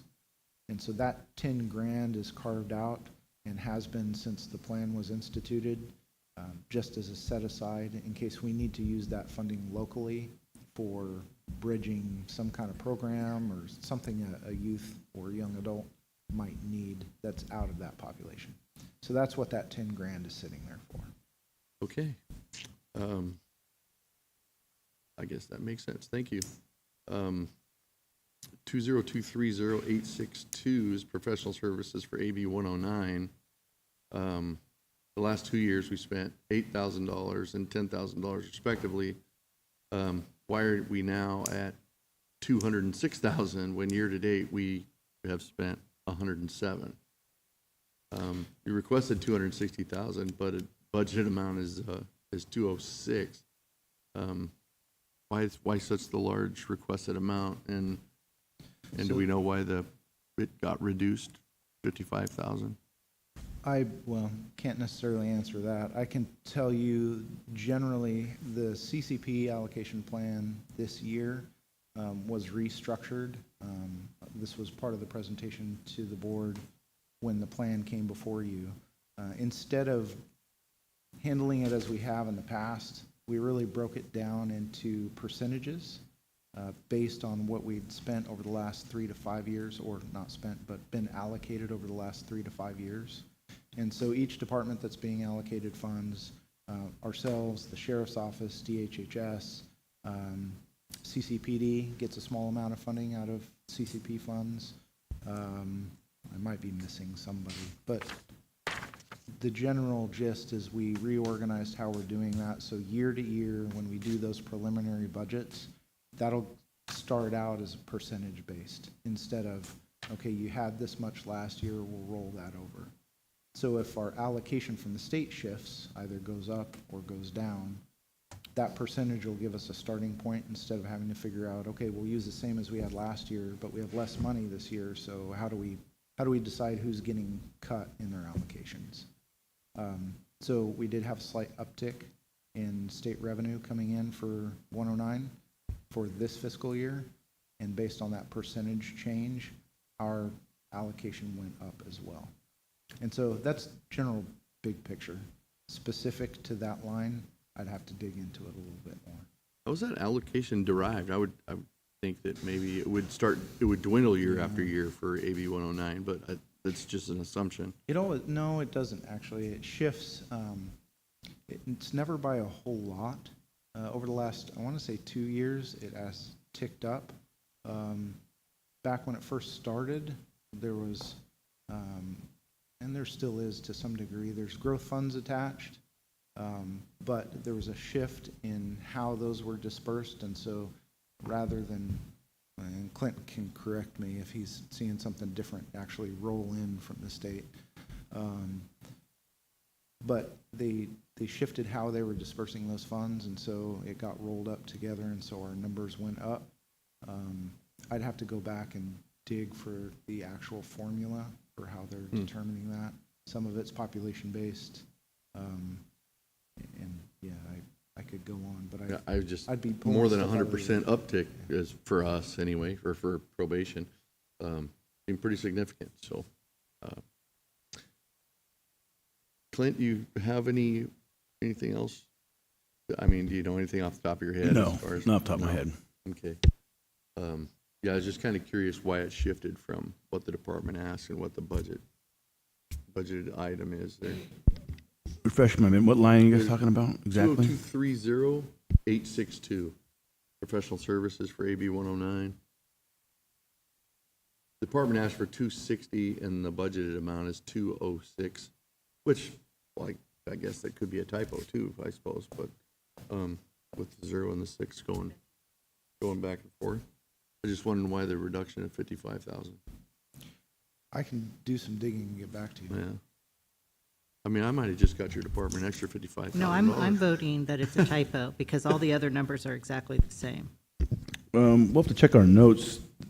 Normally speaking, the department request column is rolled over identical into the recommended for June column, unless there's discussions had at the meetings and we agree as a group it's going to be reduced. So if that, it's probably not a typo, and I'll have to look at my notes to get the detail of it, but if there's a $50,000 decrease, that was agreed upon between probation and the budget team. Okay. And I see what you're saying there, Supervisor Starkey's 261,118, and then the budgeted line is 206,118. So, well, and if you start looking a little bit down the road there too, 862 identify that funding source in the current, or calling this our legacy system, because there's a new one on board coming on. You'll see there's a decrease in the professional services by about $55,000. But I start looking down at data processing, same funding source, it was increased by $12,000. If you look down another line item down, there's other increases for AB 109 data processing. That's the $12,000 there. And there's a few others in here. UA testing went up by $10,000. So I'm wondering if there wasn't just a reallocation of funds based on the department need. Because it's 862 is not going to be cut in funding. It's a, funding source. So if you start looking at some of the other detail in the budget line, you can see that some of those 862s have been increased. So I'm willing to bet, without finding my notes, that there was a discussion and reallocation of funds for their You needs. probably just answered quite a number of questions that I've Okay. written down here. Yeah, it looks like it was like I said, reallocated for their needs. Okay. Thank you, Clint. Moving down is a Calima line, 20230-859, professional services for Calima. I realize it's budget dust, but department asked was zero and we put in $1,000. I was just kind of wondering, I guess, is that kind of along the same line? I think you're looking at the year-to-date was zero, Supervisor, and the department asked for 1,000, they got 1,000. The year, it looks like they had a. Did I mess that up? I think you're stopped by one column. I did, In yep. 24-25, the final adopted budget was $1,000. During the fiscal year, the department reduced that by 200 to make it 800. They spent zero. They're now asking for the same 1,000 from the year before, and that's the 1,000's matching. I guess the real question is, what's that going to be spent on if it was zero spent and now it's still 1,000 Yeah, budgeted? for the last 3 years, I guess is a better question. We're not spending any money out of that. Or what could have been, I mean, like I said, Lonnie's running pretty short staff, so his budget is prepped for full staff, full services to our community. But if the people aren't there, you don't have the cost. Well, and those lines typically are paid for, or pay for psychologists for backgrounds, physicals. Our shredding contract is out of there too. So depending on usually hiring, that's where that money is being shuttled to. Gotcha. Okay. Thank you.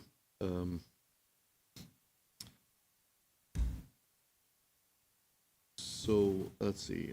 20230-814 professional services for AB 1913.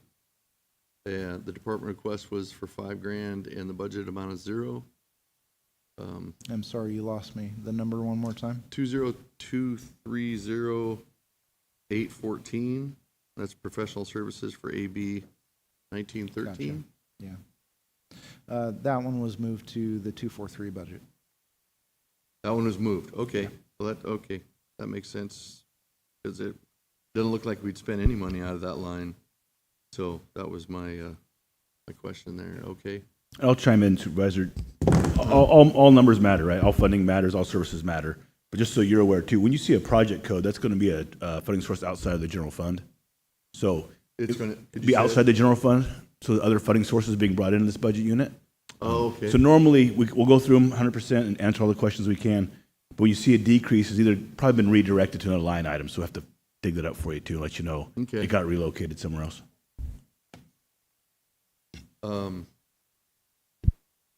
That's probably going to answer my question for this next, the next one, which is the professional services for Prop 64. The next line item down, 20230-218. We went from spending year-to-date 48,000 to 546K. But then looking at that corresponding revenue line, which is 90620-218, it's 601,000. So where's the other 54,000? That's probably our indirect. So that 54-ish will come to the probation department as indirect costs for the Prop 64 grant. Admin fees or Yeah. or that kind of cost? Okay. It's just in a line that I wasn't able to find. So While we're on that line, can I ask a question? sure. I know that we have contracted, for lack of a better word, with the Office of Education. Yeah.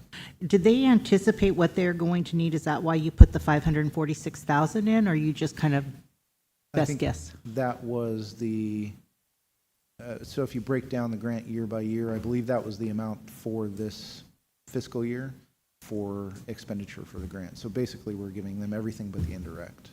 Okay, That's what perfect. that 500,000 was. That was my question. Thank you.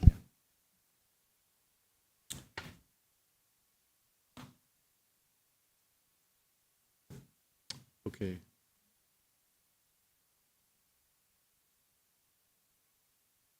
The let's see, next line. I'm sorry, I was trying to process what you just said for the last line for that $500,000.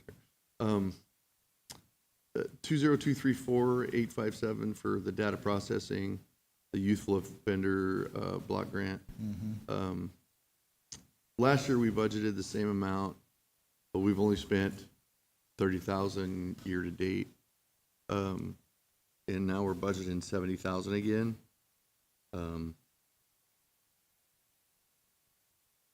But Clint, you were saying this is program funds, so it's I think I'm looking at the wrong line item, Supervisor. What, say that one again? 20234. Yep. 85. So they spent Did I say it wrong? 69,980 year to date on the most current printouts that are provided. They spent just shy of 70,000. 20. I've got 29,958. What was What's the date of your, Yeah. because the ones that are provided for the agenda does show 69,980 being spent. So something was posted So between, we got a posting after. Yeah. This is the one that was. and that's, you're caught in the same circle a lot of us get caught in, because you have your printout, and then we post things, try to be as Yeah. efficient as possible, and they do change. So that one's coming in close, 70,000 to Sure enough, 70,000. yeah, it wouldn't have been an issue. Well, that's because you're smart and got the up-to-date one. It's not using the old one that you marked up on paper. Thank you, Clint. Sorry about that. No worries. You answered the question about UA testing on 109. On 20260-857, rents and leases for the youthful offender block grant. It seemed like the department request was consistent with prior years, but the budgeted line is zero. Is that because it got moved to reentry? That's getting moved to 243. Okay.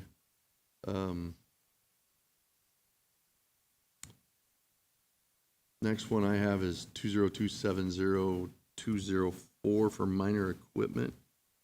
20270 minor equipment. MPG. It seems like we never spend anything out of this line, but we're still budgeting 4,000. We just have to because it's part of that program? That's part of the grant. So once we get the vehicle, those funds will be expended, either purchasing equipment to go in it or for the fuel and things as we roll out the next year and a half. So minor equipment and office supplies, they're all kind of different things okay. That 4,000 just rolled over from last year to this year with the purchase of the vehicle. So he didn't spend that in this last fiscal year, so still a project we're planning on completing. Right on. Thank you.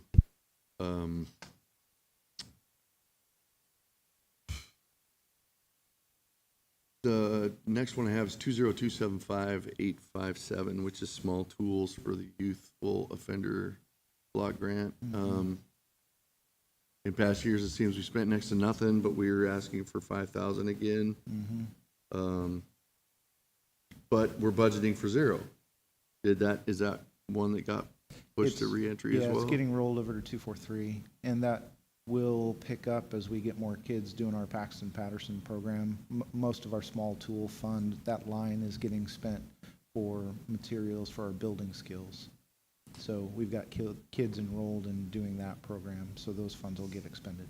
Are you anticipating an uptick in that program? Like I say, it seems like we've hoping so. spent zero or pretty close to it in past years. I think we're at 23 kids on caseload right now, which has ticked up significantly since last year. Okay. And staff are working pretty hard to work with families and see if we can get more kids involved as well.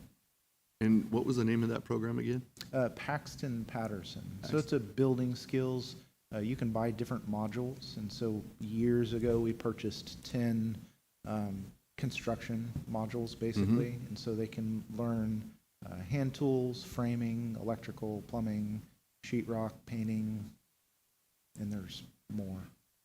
We're actually renting a space over at the old Hambros. And Louis Nova, who used to teach at the high school, is kind of an extra help, as it were. He's running that program for us. Oh, good deal. Are we keeping track of any of those kids? Are we able to give any stats and who's got jobs, who's doing what? I don't know that we've had anybody get through all 10 modules yet, but we're tracking who's participating and completing either successfully or not completing Yeah. those programs. So yeah, we could bring those numbers back. That'd be interesting to see. It'd be good kudos for the group I- that's doing that. Yeah. That's good to hear. Thank you for that.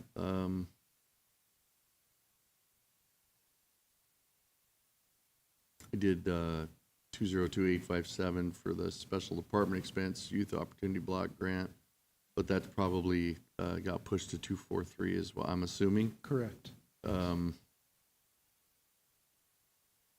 1913 would be the special department expense, basically the same. Same as well. At yes. 42,000, okay. 20284, tactical supplies. Department asked for 4,000, but the budgeted amount is 0. So that one is kind of an ERP type of thing as well. We were paying for body cameras out of that line, and so we're trying to reorganize as we get on the new system, what lines they're going to, and so the money's still in the budget. That 4,000 got moved. I'd have to look and figure out what other line it got moved to. Okay, But trying to clean up and separate out some of those expenses so they're a little clearer in separate lines. gotcha. Thank you. My next one was for county vehicle fuel for MPG. That Correct. answered that one.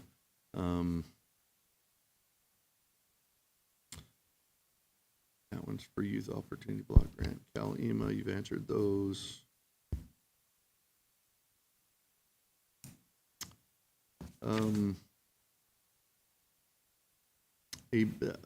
Line 81,000, 862, it's AB 109 contingency. Seems like another line that we don't use, but we've budgeted 54 grand for it. I assume it's similar to what Clint has said now, that it's a program fund, but it's, Yeah, so our contingency line for that, there has been talk for quite a number of years about helping fund a position that would both do some of the Medi-Cal work in the jail, but also do some transition planning for folks getting out of custody. We have a proposal, as it were, a job description almost, but we've never actually landed on a complete plan for standing up a position where they would go, who they would work for, complete details on what they'd be doing. And so that funding was set aside because honestly, we weren't sure if we'd be able to stand it up in any given year. So we set aside that contingency, I think, 2 years ago. And we've basically come back every year and what are we going to do with this? Is this something that we can pull off? Nobody ever has a great answer, and so we've got that stashed there. okay. Thank you, Chief. Last one for me, it's under revenues, actually. 90623, AB 1869/199, criminal fees. Mm-hmm. The department ask is 68,570, and the budgeted amount is 121,320. With year-to-date at 0, it seems like this might be inflated, but it just seems like So this is big numbers. Yeah, this is the backfill funding for fines and fees that the state got rid of. Not surprised at the year-to-date because they don't usually send us money until after the fiscal year is done.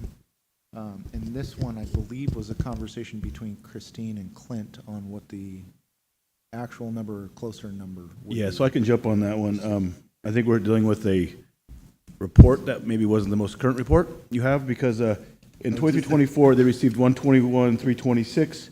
This last fiscal year, they received 121,326, and they're budgeting 121,320. So I think you're looking at a report that wasn't quite up to speed when you got it. Okay, with At that, with that that, I one give time, up. it was correct. That was I a give good up. question, but we got the money probably in the last week or so.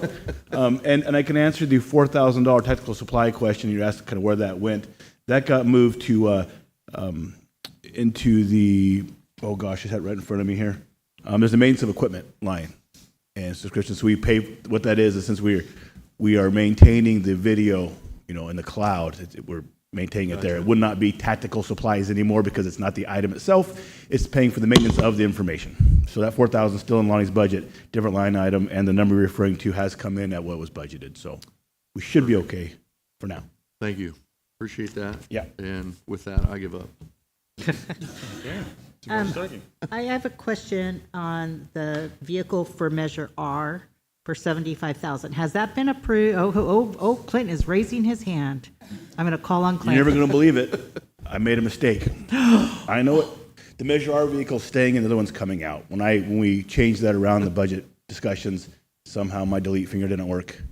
So that one vehicle will be removed. Measure R was approved as a vehicle, so Are they getting their vehicles? as far as I'm aware, they're going to be ordering a new vehicle this fiscal year, as long as it's available. But yeah, that's on me. Okay. Don't blame Lonnie for that one. Everything else is totally his fault, but this one's my fault. We will forgive you. My only real question here, and it's just such a broad question that I don't really expect an answer to. But when we look at total expenditures for the past 4 years, we've got an average of $3.3 million. And yet the proposed budget this year is $5.6 million. So for total expenditures. Right. At what point do we kind of balance that out? Being like, okay, we got to sometimes work on what our average is. And because that's $2 million out of the general fund, perhaps it's not, because now I'm learning that the other funding gets intermixed in that. But it's kind of more of a philosophical question, is like, when do we look department by department and say, hey, there's potentially some money here. Now, I can see if your average expenses are 3.3 million, that we increase that 20%, to kind of put that cushion in there. But to increase it 67%, that, again, philosophical question, just an observation. I don't expect anybody to have an answer for that, but I think it's something worth noting that as we go through these budgets, to kind of look at other departments that are wanting a $20,000 system that we can't give, yet we've got this department that might have some wiggle room since it's general fund money. So. Okay. You could answer if you could say anything, but it was just more of a. Yeah, I mean, I think the biggest, initial response at least, I'll put it that way, is, again, we're service-based. The probation department operates and spends money based on how many people we have to do the work. And I can tell you we're not getting the work done because we don't have the people. And so you'd start with salaries and benefits. I mean, that's the biggest part of our budget. And if we're going to look at reducing general fund expense, there's braided funding there. So there's some general fund expense in that salaries benefits. There's some program funds in that salary and benefits. But you could definitely look at, okay, we're going to reduce it. That's something that we could do. It puts us in a position where we might bump into, which you could make some very logical arguments here too. You could bump into, well, we can't recruit and hire for these positions because they're not funded.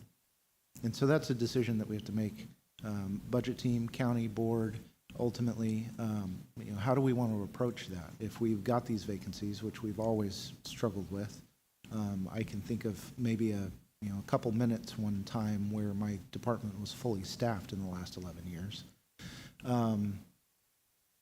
Do we just not fund some of those positions for a fiscal year or two? My concern as a department head is if I let that go, am I ever going to get it back? That's my concern. Because I can guarantee you there's plenty of work for them to do if I had them.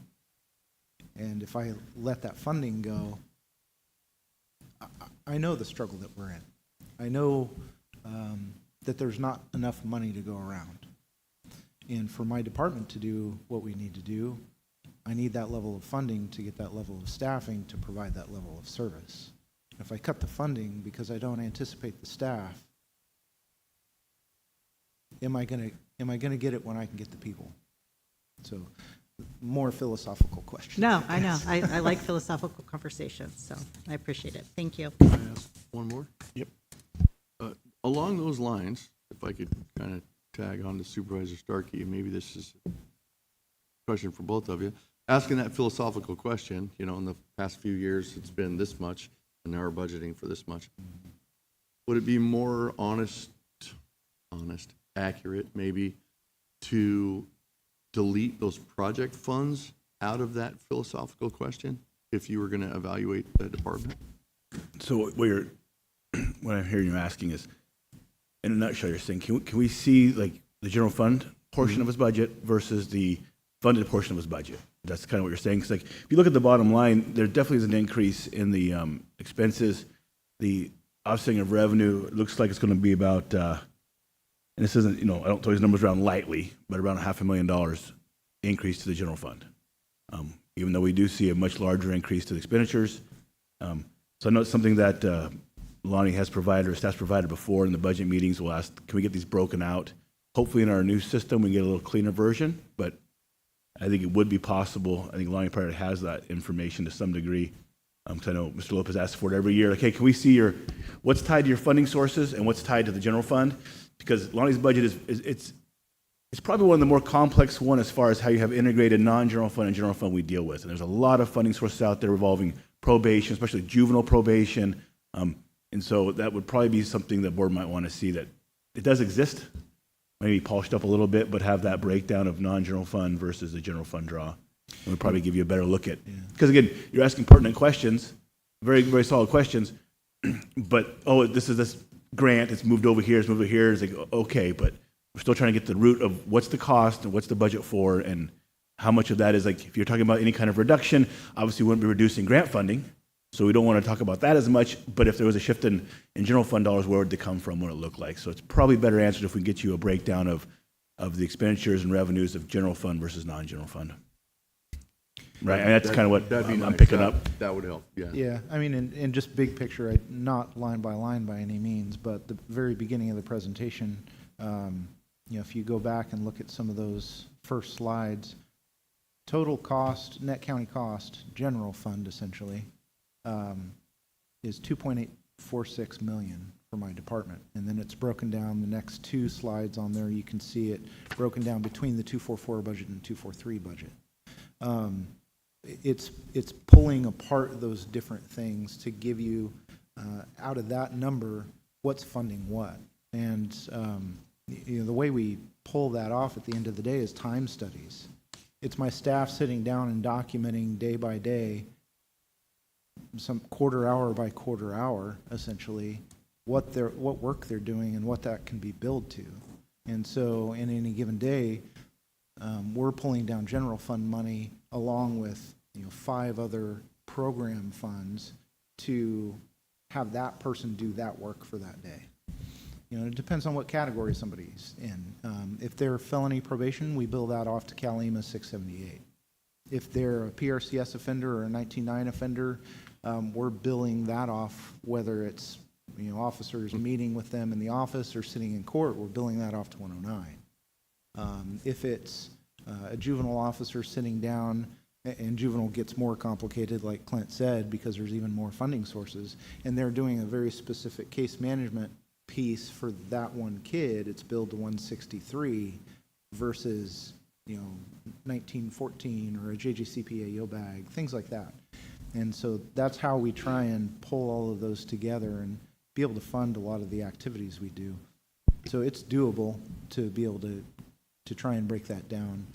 So, which leads me to the question that I've been asking everyone, is if there's discretionary funding, would a system that helped your officers streamline their time studies, is that something that might be helpful?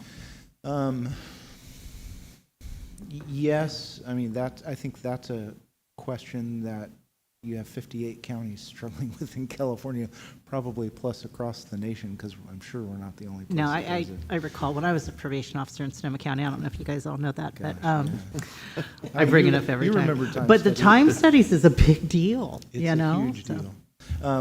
It's a whole lot better. I mean, when I started, we were using Excel sheets, and so you pull up your monthly Excel sheet and start typing it out.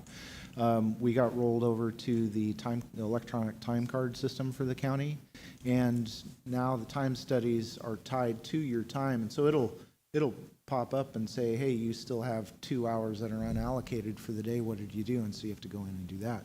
I know with the ERP system, our time card system's changing, and so we're not quite at that point yet, so I anticipate, I could be wrong, but I anticipate yet another change to how we're tracking it. But at the end of the day, I have to write down what I did, who I did it for, and for how long. And whatever way you slice it, that piece has to get done. And until we get Neuralink implanted in our brains and all of that weird stuff someday, I don't know that there's a way that we're going to actually like it or make it a whole lot easier. I think that Dan should create something that we can sell to 57 other counties. His retirement gig. Dan, get it done before you retire. Okay, no other questions from the board? Okay, so we will open up public comment, except I messed up the last time. So public comment will be directed directly to item B, 3 minutes or less, and then once we close public comment, Chief, I'll have you possibly respond. Real quick. You have in services and supplies, you have an overall increase of $1.1 million in your expenses compared to the average for 2 years. It's $879,000 over year to date. 1.1 million overall with the average. So professional services is the biggest bulk. Just in probation, $677,000 over the average, $570,000 over the year to date, and then there's 10 other line items that have come to 123 and 127 relatively. That's in probation. Reentry has some issues also. I'm not going to go there because we're out of time. My big issue with reentry services is we closed juvenile hall to save money.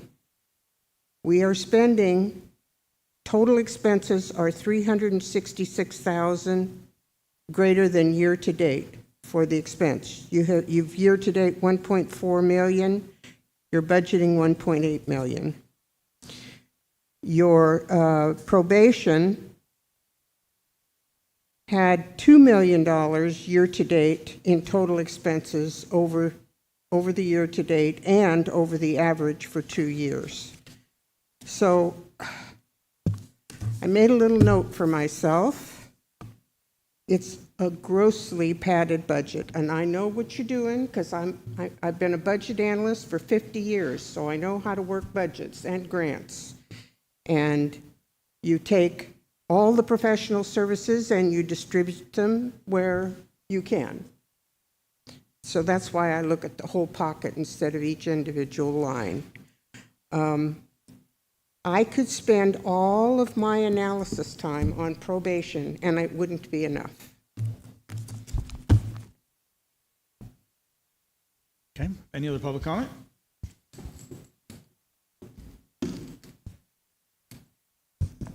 Good afternoon, Norma Williams, Chapter President, DNCEA SARU 1021. I think the only comment that I have to make is the fact that what the chief pointed out in terms of the vacancy rate, which I guess overall you said was 33% overall for both probation and reentry. Albeit though probation may be quote unquote a small department, still when you're looking at vacancy rates anywhere from 45 to 50%, that should be alarming to you, given the fact that they do provide, as he said, services, vital services to this community. Again, that goes to your recruitment and retention problem, which is something that definitely you need to address. I know we're going to be working on trying to address that with negotiations, but in the end, it does come down to what is the biggest piece of the pie. No matter which pie chart you're looking at, no matter which department you're looking at, it's always going to be salaries and benefits. 20 applicants is wonderful for DPOs. Good luck with you. Good luck on that, seriously. And I'm sad to hear that Eric is leaving. But still, that's a large piece of your puzzle. And it's something you're going to have to get serious about, regardless of what the hell Gallagher says. The union's taking it seriously. It's about time you do the same for departments like probation and all the others. Thank you. Okay. I'm going to close public comment and bring back to you, Chief. If there's anything in there you think you might be able to address or want to address. No. Good. Okay. Then we are all wrapped up with you. Thank you very much. so much, Lonnie. Appreciate you. Yes, thanks, Chief. Appreciate you.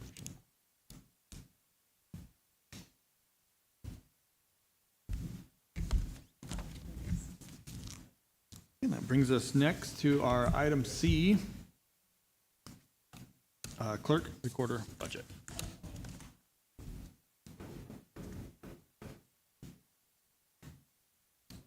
Do you need one?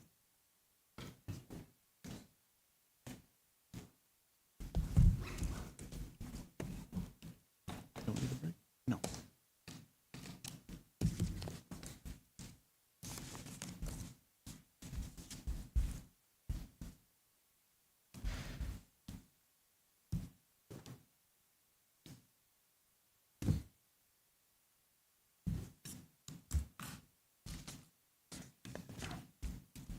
Okay, welcome.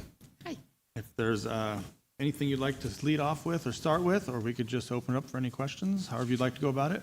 We can just open it up. I'm ready. Great, okay. Looks like Supervisor Short. I'm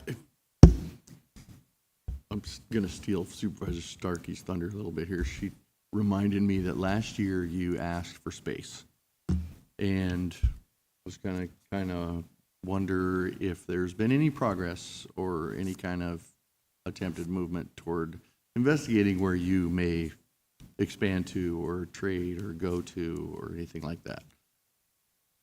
Well, I didn't exactly ask for space. I said that's what, in a perfect world, that would be wonderful, but. Well, it's the same thing. Yeah, so not really, no. Options are limited because I really would need to stay in the Flynn Center. We work too closely with Assessor's Office, CDD, customers. It just would not be beneficial if we were in a different facility or off premises. It wouldn't be good for customers. So that's the biggest problem is we would have to stay in the Flynn Center.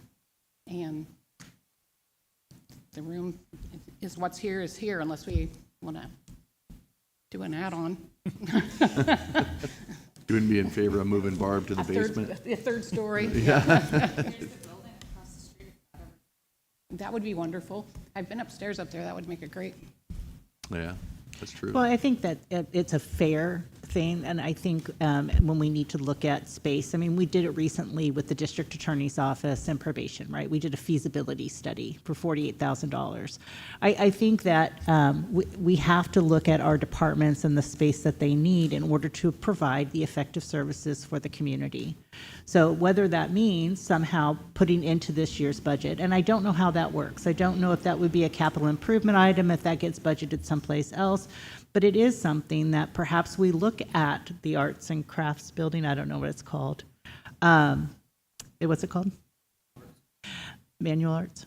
How much does it cost to make that ADA compliant? I don't know, right? But maybe that is the solution that we need, and I think that is one thing with the board being involved with the budget discussions is like we can help try and guide those allocations. We're hearing from department heads.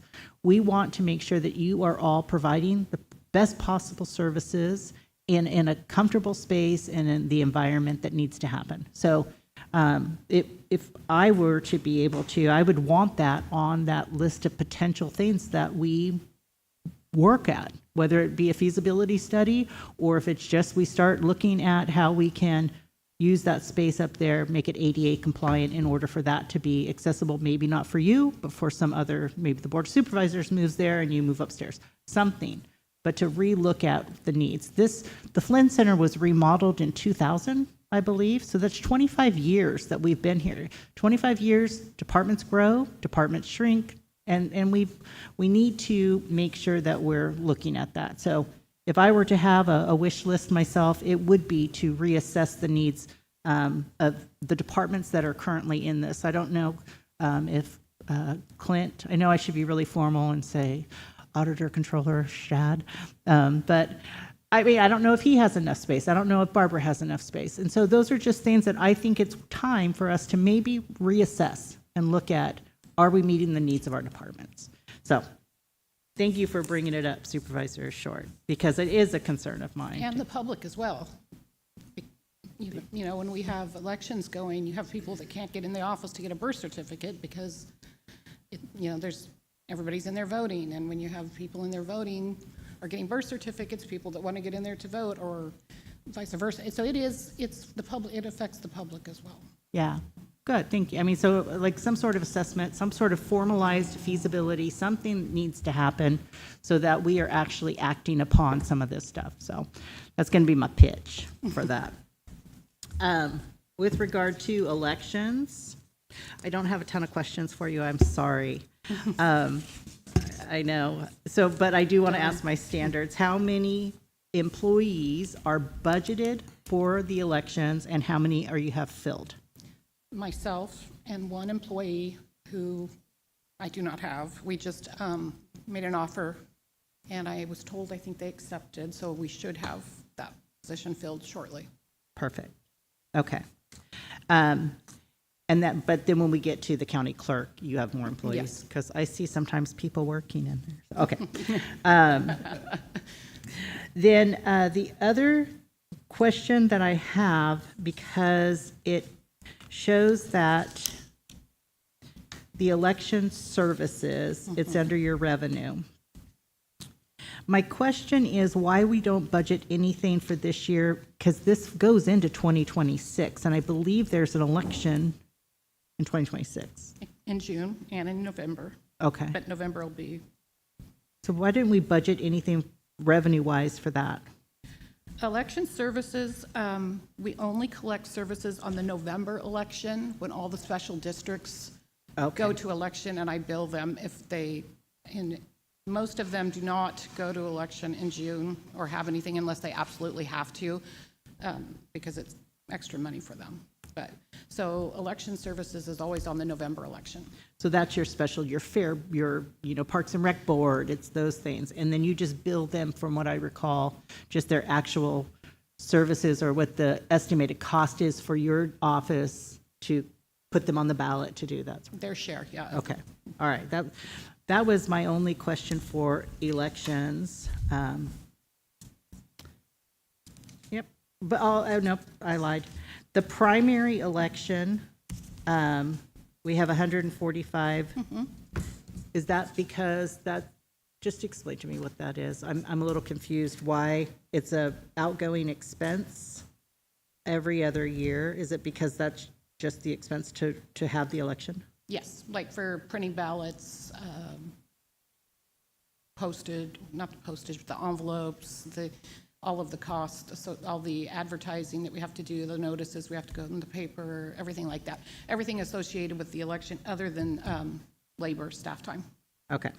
That's where I got confused because I was like, I didn't understand it, so thank you. Because that's primary and then there's general. I think that's where I got confused. Okay. That's all I have. Okay, let's go down to the clerk recorder budget. So how many staff do you have there? 3 and myself. Are you 50-50 then? 50 elections? Yes, 50 50 elections, 50 clerk. And 0 vacancies on that? 0 vacancies on that side. And we do have a part-time person as well. Okay.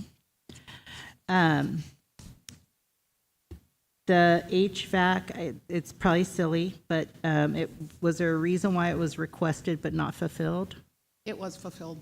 Okay, because it's showing 0. It happened late, but yes, it was fulfilled. Okay. It's not working, but it was fulfilled. Oh. I know.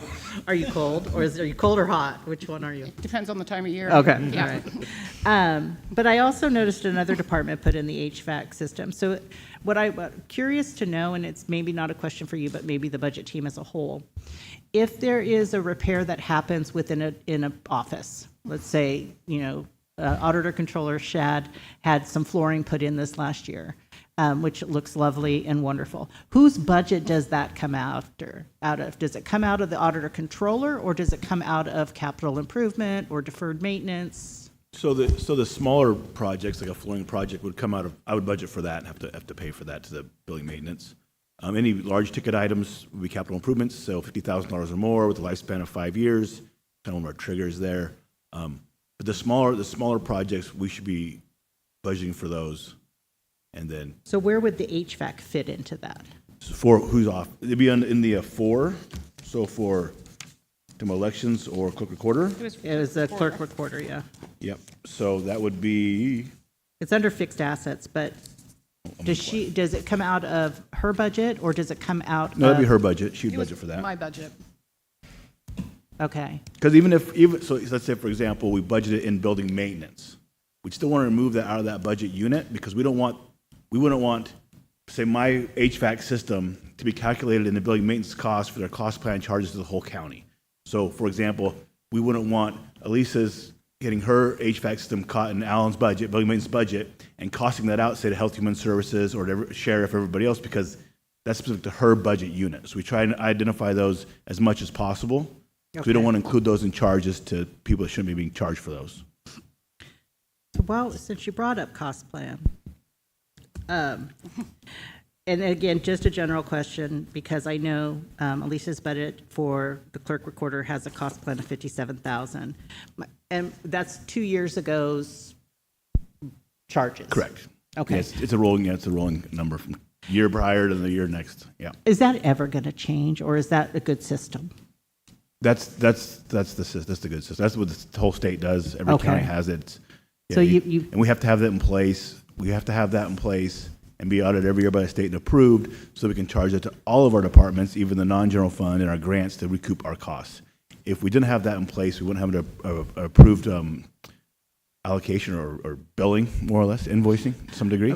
So that's how we capture costs from all over. Okay, but does the departments get to see their invoice, so to speak, from 2 years ago? If the departments, some departments ask for the schedule breakdown, and I share that with them. Some departments don't.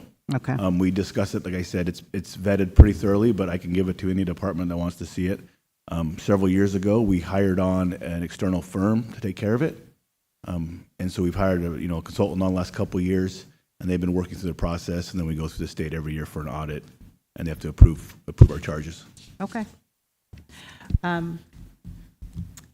The last question I have for you, Alicia, is it feels like under your revenues for your property transfer tax, your clerk's trust, and your county clerk recording fees, it seems as if you went kind of conservative on those projections. Is that something that you just typically do, conservative, or you anticipate something? Yes, but we had also kind of hit,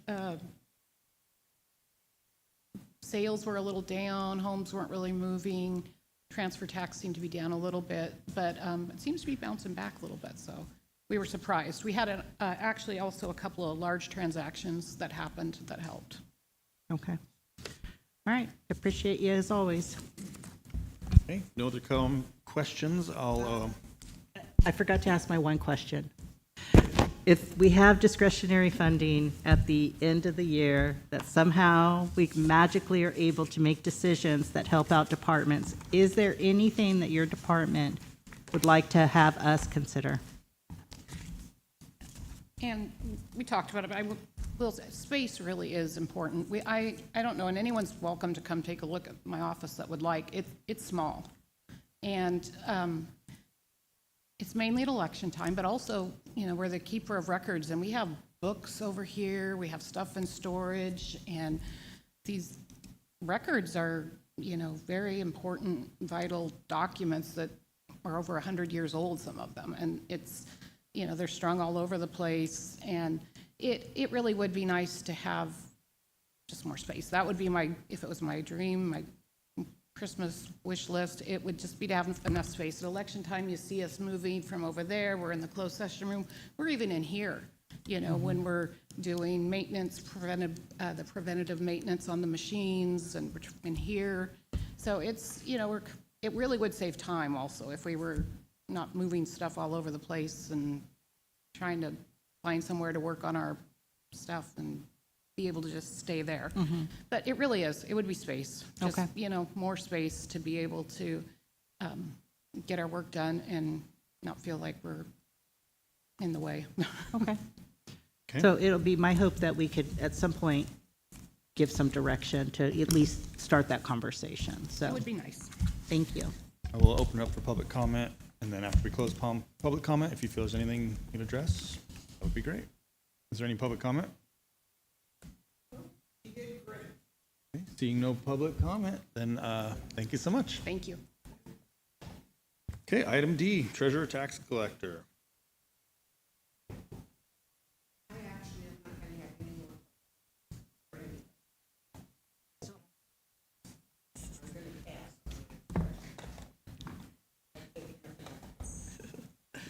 Hello, Hi there, welcome. thank you.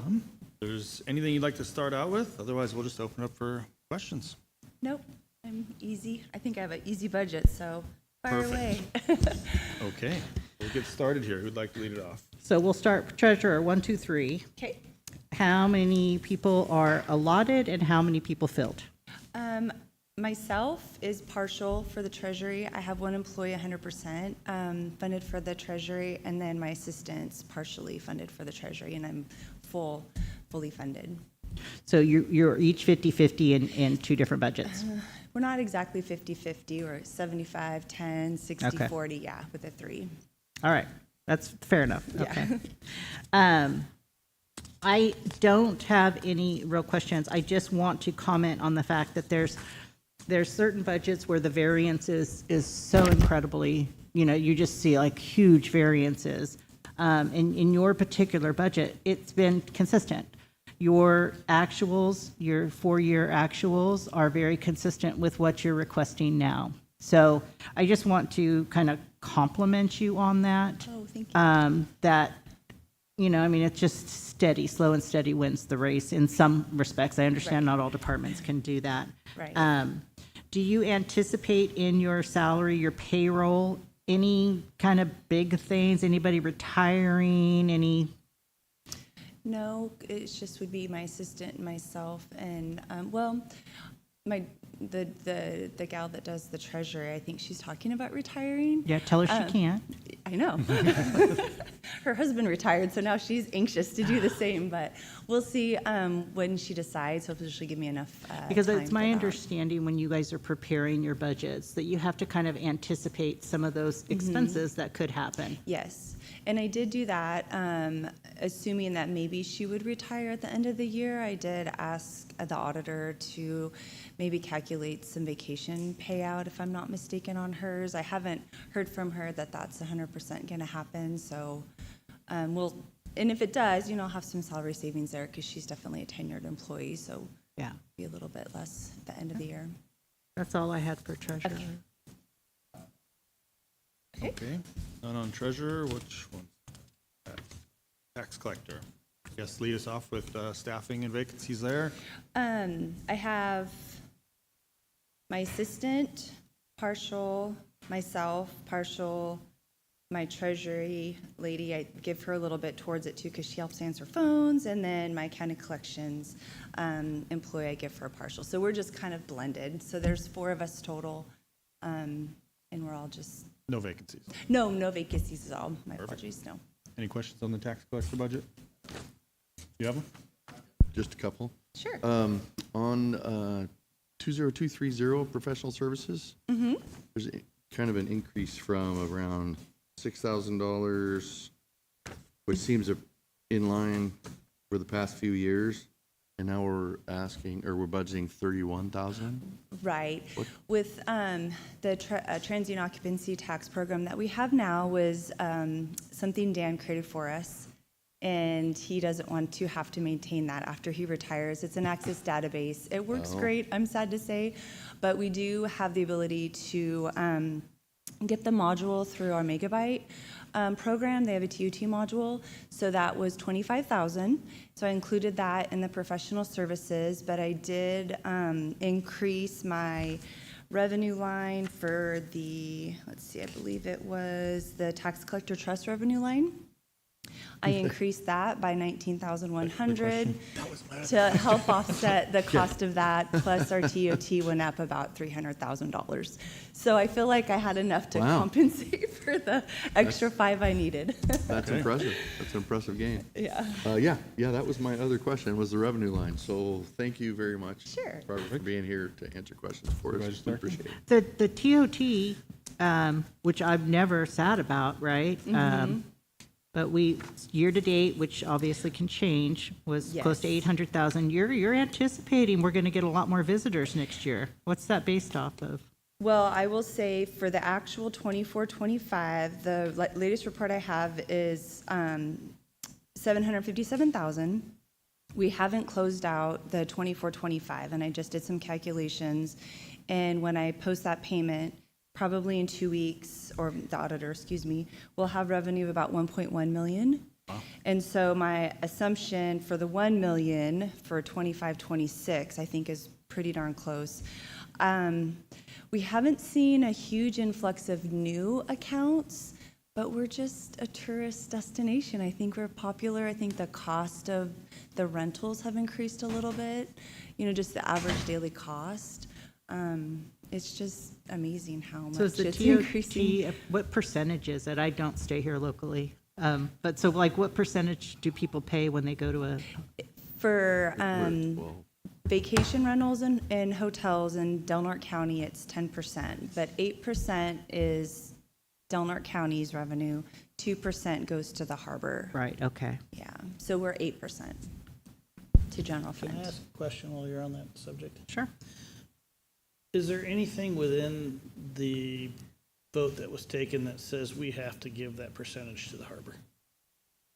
I don't have that ballot measure in front of me. I would assume yes, and I don't think it sunsets. Are you referring to the 2% increase?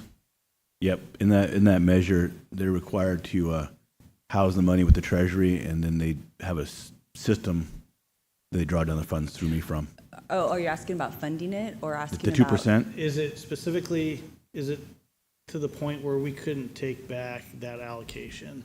Oh, Yeah, I it was don't- passed with the parameters that it goes directly to the But harbor. it It helps was- pay off their loan Was it passed with the state. a simple majority? when was that done? Anyways, that's, Yeah, definitely. it's I a don't know- question that was brought up to me recently, given all the stuff going on down there. So I would say that, without pulling into all the details, that funding was dedicated, from my understanding and how we do it every year, it's been dedicated to help pay back the loan they had to take out in the 2011 tsunami, I think it was, to pay back the loan from the state. So that money, if the money's tied to the loan debt, in my opinion. So if the harbor were to be some other version of a harbor and still carried that loan debt, those funds could still be used to pay off that loan debt. It's something to look into because I seem to recall, unlike the fair tax that passed, which was a supermajority, this one wasn't a supermajority that swung it into action, but I could be wrong. What would be the difference? I mean, if it wasn't a supermajority, what do you feel would? If the board wanted to, Oh. we could not allocate those funds toward the harbor. If we didn't Wasn't feel, I mean, that's kicking them when Wasn't the they're fair down. tax, Well, we could, wasn't the fair tax required to There's- be a supermajority because it was a specific tax? correct, Like correct, which is why I'm for asking a this question. specific purpose, I Yep. meant, rather Which- than this, our TOT is just going into the general fund. So it's not, But this it's wasn't, not as earmarked they for just stated, this wasn't for something specifically, the harbor. And so it passed with a simple majority, yet it was specifically allocated to the harbor. you have to check, it was specifically tied to that payment. So every year, they're required to show me their payment they made to the state, show me the loan, show me they made it all, and then I reimburse them up to the amount. It's kind of like, so we have our Measure R funding. Our Measure R funding was also not supermajority. It was not dedicated 100% to public safety or anything. It was dedicated for all these items with the caveats of no supplanting, has to be a dedicated need for the county. So where you have some passage of taxes that has like Humboldt County does one specific for public safety. That's where it goes 100%. Measure R was a little more general. I think this was general too, but there's still the parameters around the loans. So we can definitely pull that. We'll need to pull that and verify, because like I said, it's a good question. That's got a lot of Well, it's one potential. I would definitely ask council to look into if she ever had the time. It's just, I'm getting approached by a lot of folks that are very upset with the direction of the harbor and how money's being spent and allocated. So I just want to be prepared in the future in case something does go crazy, how that money could flow back into the general fund of Delaware County versus the harbor. Thanks for bringing that up. Speaking of the harbor, hopefully they'll get their head on straight and start using those RV parks for generating income, and we'll get some more TOT. Would that TOT come to us? 2% is, goes directly to the harbor, and that's the No, only no. amount that we What can what collect. Supervisor Short is saying, if they were to start renting out their RV parks, The RV spaces would be the only thing that could be collected on for TOT, and it's 2%. oh, I see what you're saying. And Oh, that you were 2% answering goes it. Okay. strictly to the harbor. Okay. Yeah, we don't get any of So it. We wouldn't TOT get for, any TOT that was Not generated on the in the space harbor? rents. Not on space rents? No, it was part of that initiative. Oh, okay. that would be, Yeah. if you could, somebody could forward that to Yeah, we me can ask before my time. Elisa for the measure and kind of read it and So- see what it was. Thank you. A little Yeah, birdie just told me that it was a simple majority and there's nothing that says it has to go to the harbor. Well, You Interesting, better read it. I just collect. interesting little birdie. Yeah, I think it has to. Yeah, I mean, this, I believe, predates Lots Fest, but. It doesn't predate yeah. me. If, I'll pull it. I think your birdie's a little mistaken. We'll find out. but yeah, if we can, I mean, if someone can forward me the information, I can also hunt through the files within my office and see what we can find. Okay, back to the budget. just county collections. Yeah. Budget question. I think we opened up something, which I love this. It's good conversation. It's kind of a dumb question, and if you're gonna look at me like, oh my gosh, you're so dumb, but with the county collection, do we not get any of the fees on the money that we're collecting? Why is our revenue only $250? So I know it's pretty sad. So county collections isn't what we think of as far as like tax collections. This is a department that was strictly, well, in the beginning for court fines and fees, restitution, public defender fees, those types of collections. There's a law that passed several years ago that eliminated any of those fees, administrative fees to be collected. When I do have to collect restitution, we can't collect on public defender probation accounts anymore. So all my referrals that come from the DA and probation are strictly restitution. None of that I can add any of my fees to, so I'm just doing a service. But the service is for the courts in a lot of ways. Should the courts not help create some revenue for your office doing those collections? The courts have their fees that they're allowed to collect on. It's completely separate from us. And with that law, it just eliminated any county, like public defender fees, I can't collect on those any longer. The probation, cost of probation reports, we used to be able to collect on those and we can't. So I don't get any revenue at all in very minor amounts of referrals for restitution, which is good, right? One thing I don't get a lot of, I'm not trying to be inconsiderate of animal services, but we don't see dog license fees any longer. Delinquent dog license fees we used to collect on. I haven't received anything from them in several years, and that is a revenue generator for my office for some administrative fees. And I think there's just transitions out there. I don't know why, but a lot of accounts we haven't seen come to my So office. can we go into that a little bit more? I know I have to register my dog for $75 a year or whatever.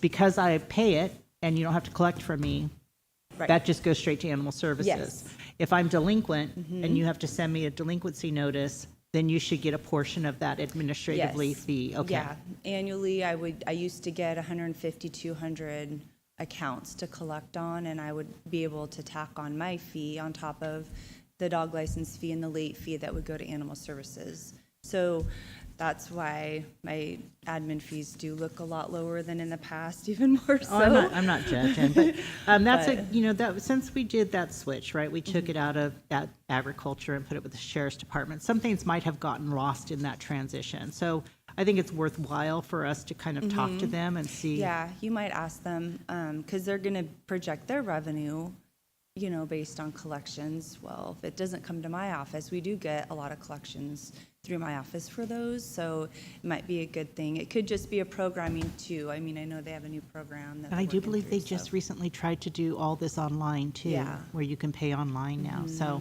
Yeah. It's worth looking Yeah. into.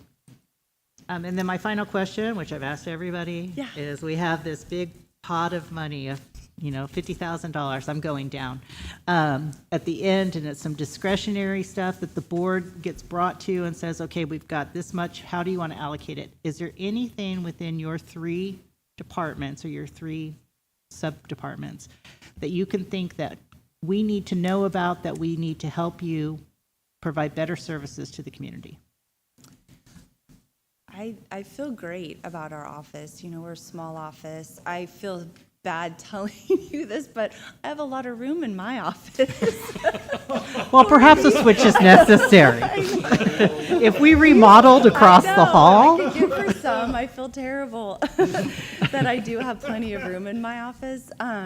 But yeah, we do great with our programs are great. I'm getting that new TOT program, which was all we need, and with the new ERP system, I wouldn't want to waste any taxpayer money on me. Give it to someone that's needy. Okay. And I just want to say that you've got a hard job, because most times it's complaints that come your way because people, well, you and the assessor, people get mad. But I'll tell you, I've heard nothing but compliments about people that came in to complain and how they were able to get their problems resolved from your office. So kudos to you and your Yeah. staff. Just because we collect taxes, I really don't get a lot of negative, you know, every now and then we'll get some customers that are grumpies, but that's my goal with my employees and myself, is like, this has to be professional, the best customer service we can provide for the public. Like, they're keeping our lights on and paying my salary, so nothing but professionalism from my office. So I'm happy to hear that. Thank you. All right. Take care, Hefty. They're always very cheery when they take my check for tax. Okay, with that, we'll open up for public comment. Oh, yep. No, she didn't have it. Oh, we have one.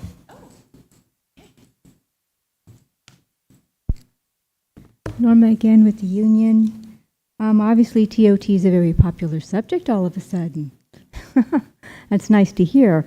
Yeah, because I mean, I know that's something that the union has looked at and has actually broached at one point, something that we were looking at as well, noticing that ours is 10%, whereas Humboldt and Siskiyou is 12. So I know that may not be very popular with some of the hotels and Airbnbs and vacation rentals, because I don't know what the impact will be on those owners. That could be negative, it could be positive. But then again, we are a tourist site here, especially with our rivers and our redwood and ocean. But still, I think it's something that you should consider. I think it would definitely be a whole lot more revenue, which is definitely needed here. When you're looking at 1.1 million estimated was what you predicted for final for 24-25, and looking at right now, which I think is a low number, 1 million estimated for 25-26. Could you imagine what it would be like if it was higher, if our TOT was more than just 10%? And I am kind of surprised that 2% does go to the harbor. Really? Okay. I just assumed it was all county funds that would come back to us solely, so I'm rather surprised about that. That's something you might want to take a look at, because again, if you do consider increasing it, I think we should get the whole pie. Just saying. Thank you. Okay, close public comment, and thanks so much. Okay, Next item, item E, assessor's budget. Hello, hello. Hey, Brantley. And How's everyone doing? Excellent. All right. We're gonna jump right in. Maybe if you want to start off and let us know how many people are in your office and how many vacancies. And All then right, we'll so, yeah, we have 9 full-time staff in our office. That's including the assessor. We have 1 vacancy, which is one of our real property appraisers. They left for the planning department. That was a big loss for us, but we're currently in recruitment process. I believe we have an offer out, but we're yet to receive a response, so fingers crossed on that. But appraisers are probably one of the harder positions to lose, especially with someone with 7 years experience, appraiser 3, status. It takes multiple years to train them, and that's just to get them on the basic level of doing appraisals. So.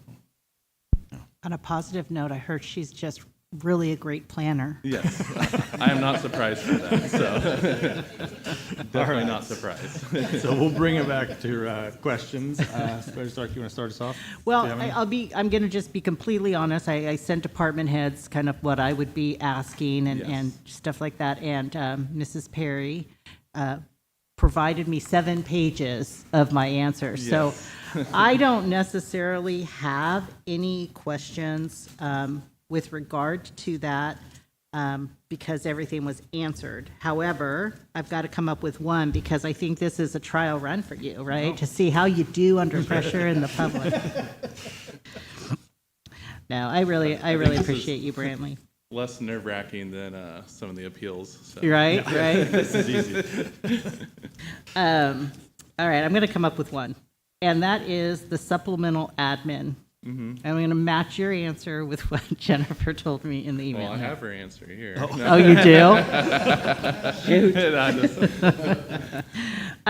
What is a supplemental admin, and why are we projecting kind of lower than what has come in the actuals of 22-23 and 23-24? So I believe what we have actual coming in is around 26,000. We project around 20,000. So that's a really difficult number to project because it's based on current market value, the amount of supplemental bills we issue for new construction, change of ownerships, whether that be from deaths or regular transfers. Market is still high, but there's been a lot less transfers going on since, say, 2022. We've been basically fully caught up the last 3 years at roll close with very little backlog. And it's hard to project if it's going to go up or down when it comes to supplementals. Usually when you have a supplemental bill, that bill is going to be positive, not negative, because you're comparing current market versus their Prop 13 base year value. But there's just not a lot of new big projects that you can see on the horizon that aren't going to be tax exempt. Like the new apartment complexes over here on the other side of Crescent Elk, they're low income, so we'll have to do all the work for that, put a value on the roll, but it's not going to be value collected on the roll. And I think that's the same for the one over here on H Street. They're still finishing up the apartments behind Walmart there. There's the ones off of Washington there behind the Uncharted Shores Academy that aren't tax exempt, but so it's just really hard to project that number, and it's been consistently around that 20,000, usually a little bit more, but yeah. You were very consistent with what she said. But that brings up a question for me, and because I didn't know this. So the county does all assessments, even within the city limits? Correct. Do we have any agreement with the city? Is there any kind of, okay. Nope, the assessor taxes or assesses all property that's taxable within the county. So there's no outside, it's just within the county limits is the jurisdiction, so, yeah. He was egging me on here. But we collect all the the assessments for that? Or we assess it, I'm sorry. So I'm- our department just applies the value. Okay. And the tax collector, So then it goes through the auditors and then. the does that tax kind of make you collectors. mad that you do all the work and the tax collector gets the revenue? No, it's just part of the process there, so. And then No, my it's not- final. I mean, I don't get a cut from it, so. I know. My final question, you've heard me ask, Jennifer has given me her answer. If we have discretionary funds at the end and that we have some availability to spend $25,000, I keep reducing it by department, but there's some discretionary funding at the end.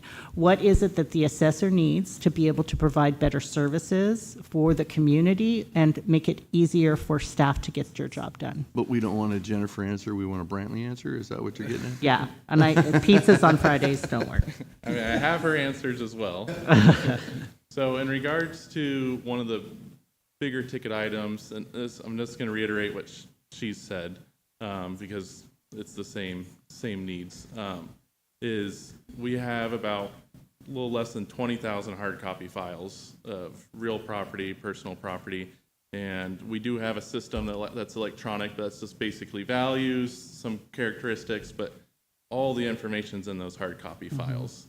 And if there's a natural disaster, a fire to the building, like something where those are destroyed, like that's all from the 50s, information in there, just destroyed. So having, that's going to would be a very costly project, but having something where we can get those digitized, saved, protected, hopefully even accessible, so you're not having to go pull the file every time someone calls and things of that nature, that would save a lot of time. Smaller end, we would been kind of looking into getting a folding machine. We send a lot of statements out. I mean, that's not overly expensive. It's just something at the end of the year, weigh your pros and cons. We've been doing it, folding by hand, forever. I mean, I've gone over to the tax collectors and borrowed theirs just because, work smarter, not harder. So, but looking to get our own on one of those, that would say we send like 3,000 plus around January 1st for all the exemptions and business property statements and things of that nature. We send well over 3,000, I would say, statements. So those are all folded by hand, taped by hand, since that would save a lot of time.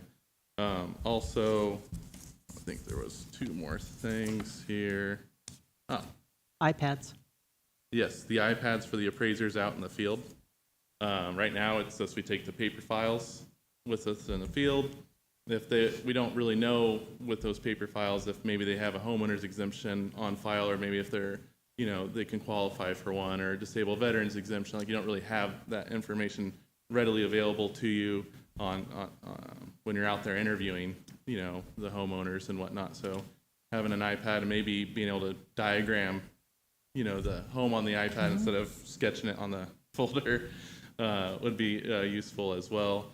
And then the last thing was building permits.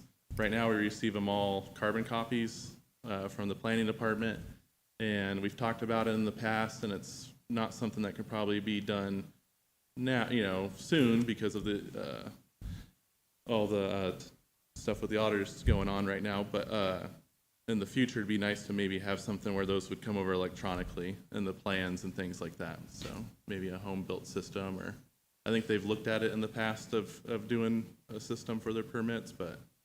I think Heidi just mentioned too that they didn't get a system that was really effective, Yeah, and I she think wanted to upgrade. So it might be something that the partnership between the two, Mhm. and maybe everybody can have a little bit extra money to put together towards that, because if it would benefit your department and her department, we certainly want to try and streamline. Yeah. Yeah, on our end, it's just we get so much paper. We get it from the recorder's office, we get it from planning, we get it from all the other different planning departments around the county or state. It's all just paper. Do you guys still have Rolodexes? If I knew what that was. Yeah. Oh, come on. That's Yeah. No, but you know what? I'm gonna say something here, Brantley. What I do appreciate with this kind of younger generation, you are what's going to bring us up to kind of the 21st century. whatever century we're in. Because we need those innovative ideas, because all too often we get stuck in the status quo, and we've always done it this way. And so bringing some of that, the iPad out there so you can draw it on, you're right there, and you can look up things online. I'm loving those ideas, and I think that is very valuable, that oftentimes, again, why fix it if it's not broke? How can we improve on it? I think one of the struggles we've had since, I've been with the office since 2014. We were so far behind back then. And so for most of Assessor Perry's tenure, it's been getting back caught up. She came into it with such a backlog of work, and we've been working so hard as a office and staff to get caught back up. And now we've finally gotten to that point where the last 3 years we've turned over a very timely, accurate role and not having any backlog. And so now we're looking at making those advances. And so it's really exciting time. It is a bummer we lost one of our appraisers, because that's 1/3 of the workload. When you're talking, they probably produce 12 to 1,200 plus actions a year, each appraiser. So you're missing that whole workload. So we're trying to maintain that. So we're just hopeful that we can get someone in there and keep looking forward to making these advancements, on the other side of things. I appreciate, you did a great job filling in for her, so thank you. Well, she prepared me very well. Yes, she did. Along the lines of the wish list, it seems like the iPads are relatively a small ask. I see under minor equipment here and small tools that you budgeted nothing. So is there a reason? I don't know what an iPad's going to cost, but the iPad plus some software doesn't seem like a very big budget item. Just kind of wondering why we aren't trying to move forward on that in the budget. Yeah, it's not something we've strongly considered until recently. Ms. Starkey said, as if it's not broke, don't fix it. So you're kind of just going through hey, we know what we're doing right now.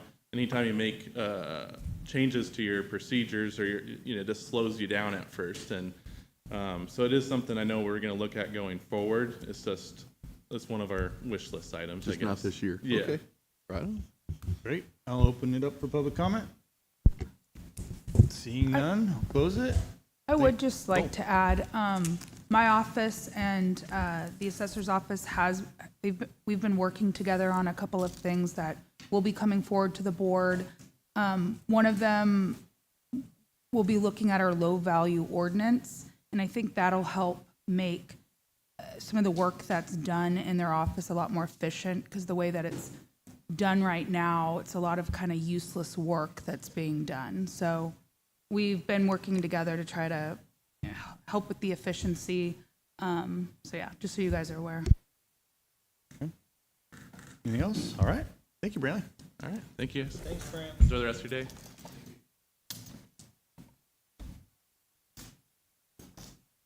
Okay.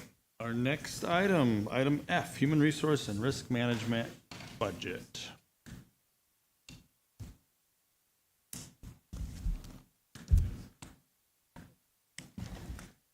Hello. Welcome. So I guess starting out, if you'll just let us know how many employees and how many vacancies are in your office, and we'll open it up to questions. Right, perfect. To start off, counting on the human resources side, excluding myself, we have a current of 5 positions, 1 vacant, but starting next week. On the risk management division, we do have 3 with 2 vacant, 1 starting this week and 1 interviewing this week as well. Excellent. Great. We'll bring it back. Supervisor Starkey? So that's 8 total positions, including yourself or excluding yourself? Excluding. And so 9 total positions, 2 are vacant. Okay, that's not too bad. Right? It's not. Okay. Very excited to get those sounds like filled they're not very going to be soon. vacant for very much longer. That's Exactly. good news. Yeah. So your budget's kind of hard, right? Because we did the split out, and I'm so proud of the county for recognizing the need for this. Having its own HR department has so many benefits. So it's kind of hard to when, and I'm really, a rookie, but when I try and look through and analyze budgets and try and say, okay, what's happening here? It's very difficult to do because we don't have the history established yet. So please forgive me if some of my questions are beyond ignorant, okay? You'll work with me on this. But your actual year-to-date on your salaries and benefits are about 700,000, and we're asking for almost 1 million. Is there kind of a reason as you're adjusting as to why that kind of significant of an increase? Did we just maybe not, when we separated out admin and HR, did we not calculate it well enough? I think there's quite a few different factors that played into the difference in the total cost. One was not having vacancies. I know that, like me, myself, I did not come on until later in the fiscal year. When I did start, we had 1 vacancy.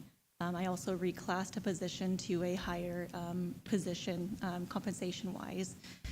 So looking at fully staffed with increases and a full year of everybody, every position being filled, I think you'll see that increase. And of course, that naturally projects down to all the other items, employee benefits, insurance, workers' comp, and whatnot.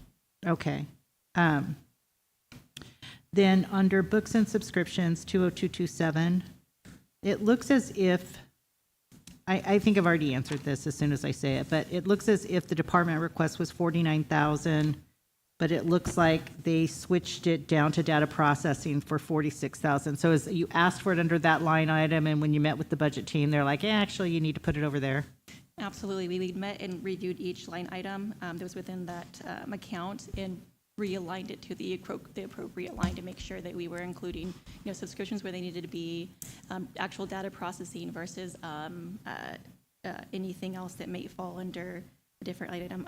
You see the majority of them going from the books and subscriptions to the data processing, and a few also were migrated to membership. So we had some transition between those 3 to align them correctly. Okay.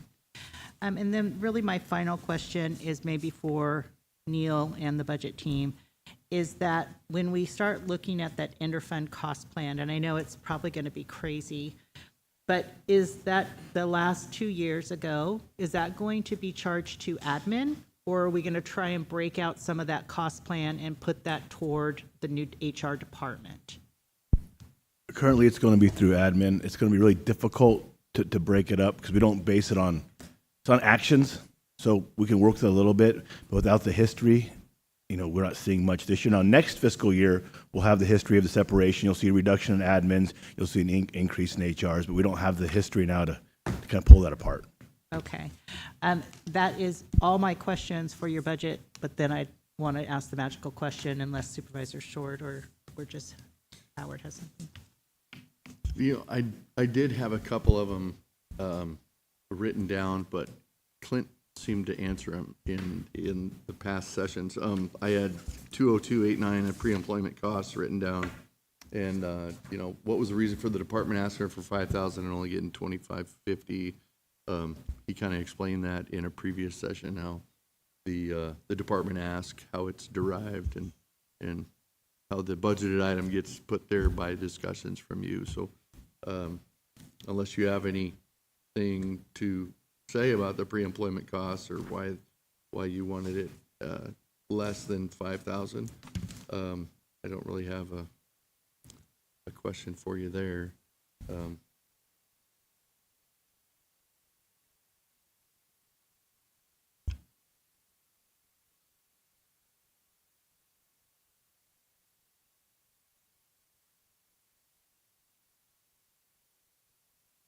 I don't think I have anything additional to add to it. I'm just looking at my notes on it as well. All right.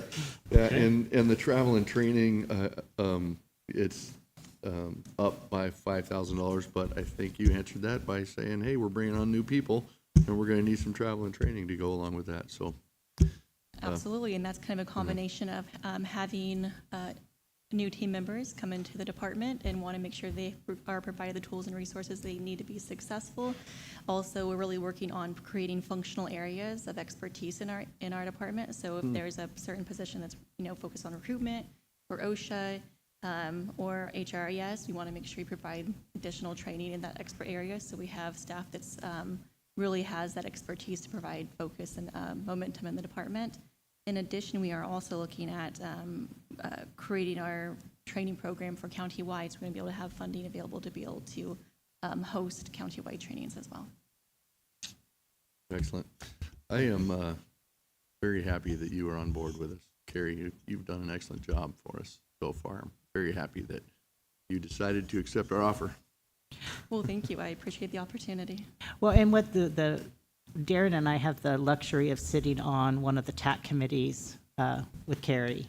And she's just really brilliant to work with. She's got ideas and she's got motivation. And so I think we've gotten to really see what you're capable of, and it's been impressive to see. One thing, though, I do want to point out, and I might be wrong on this, but employee recognition, should that go under HR, or should we keep it under miscellaneous revenue and expenditures? I saw an increase, which I do appreciate, from 4,000 to 10,000. We have some projects planned for that, but I was just curious if it should stay under miscellaneous or move to HR. I think it could probably go either location. The reason we're seeing it currently in the miscellaneous, that's kind of historically where it's been. The human resources risk management budget is new to us. There is some money in that budget already for $3,000 risk management incentive program. We could probably move it over there. I don't think there'd be a stretch or anything wrong with it. We just kind of kept it status quo for right now, and then we'll evolve and move forward as needed. Okay. If we did move it to HR, would it still be available for like lead-in to use or the sheriff to use for their employee recognition? So those employee recognitions are based on countywide employee recognitions, not based on departmental employee recognition. Right. If a department wanted to take taxpayers' dollars and just focus on their own department and spend money just for the one, they just come to the board and ask for that permission, like we do with our Leading Awards every year. So it'd be kind of like that. The Leading Awards come out of individual budgets. The board approves those individually. The incentive programs currently talking about are countywide, like for all county employees to benefit from it or to incentivize them in some way to meet a goal. I guess that's what I was saying is maybe it would be more appropriate to leave it in miscellaneous rather than in a department like HR. Yeah, again, we can move it around. We all know it's there. That's the important part, right? We all recognize where it's at. We know what it's for, and that's important. And right now, it's kind of in a generalized budget unit.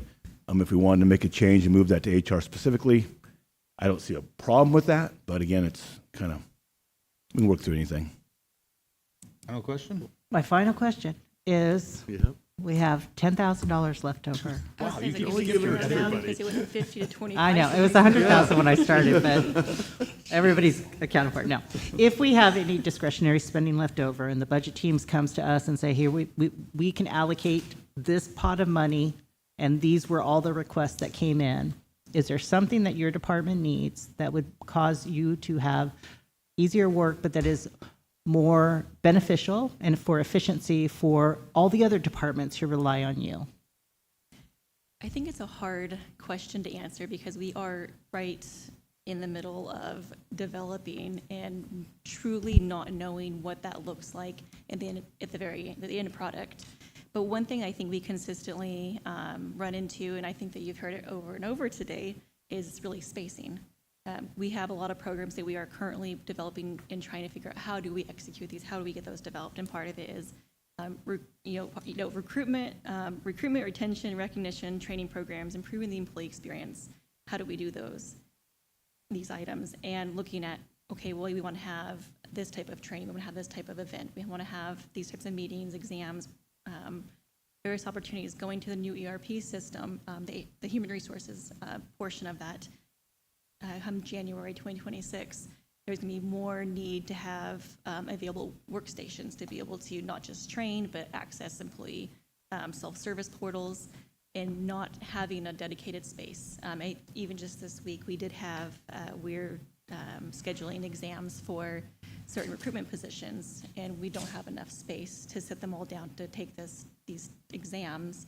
In our conference room, it's fairly limited in space. You can probably roughly get 4 or 5 pretty closely together. Also just building in a more cohesive team in our department. We're trying to sit in a location that we have readily access to one another. And it's quite surprising, even if you've been in the HR office, even the 2 steps up for risk management offices, it already feels like such a divide, and it's just 2 steps up. So as we're looking at shifting our workstations, how we're working together, functional areas in the department, how we're working between each functional area, providing these new services that we're developing and programs, we really keep running into space. So what the solution is, I'm not 100% sure, but I don't know that we need additional space, especially with trainings and conferences. Okay, open up for public comment. Seeing none, thank you so much. Thank you. Thanks for being here, Carrie. Okay, last item of the day. Item G, Agriculture Department budget.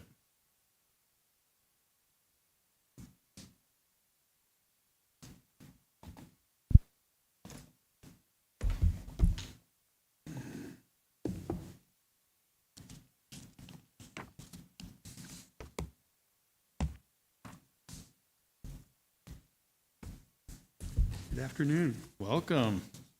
So I guess we'll just get started with, if you'd let us know your current staffing levels and vacancies, and then we'll get right into asking questions.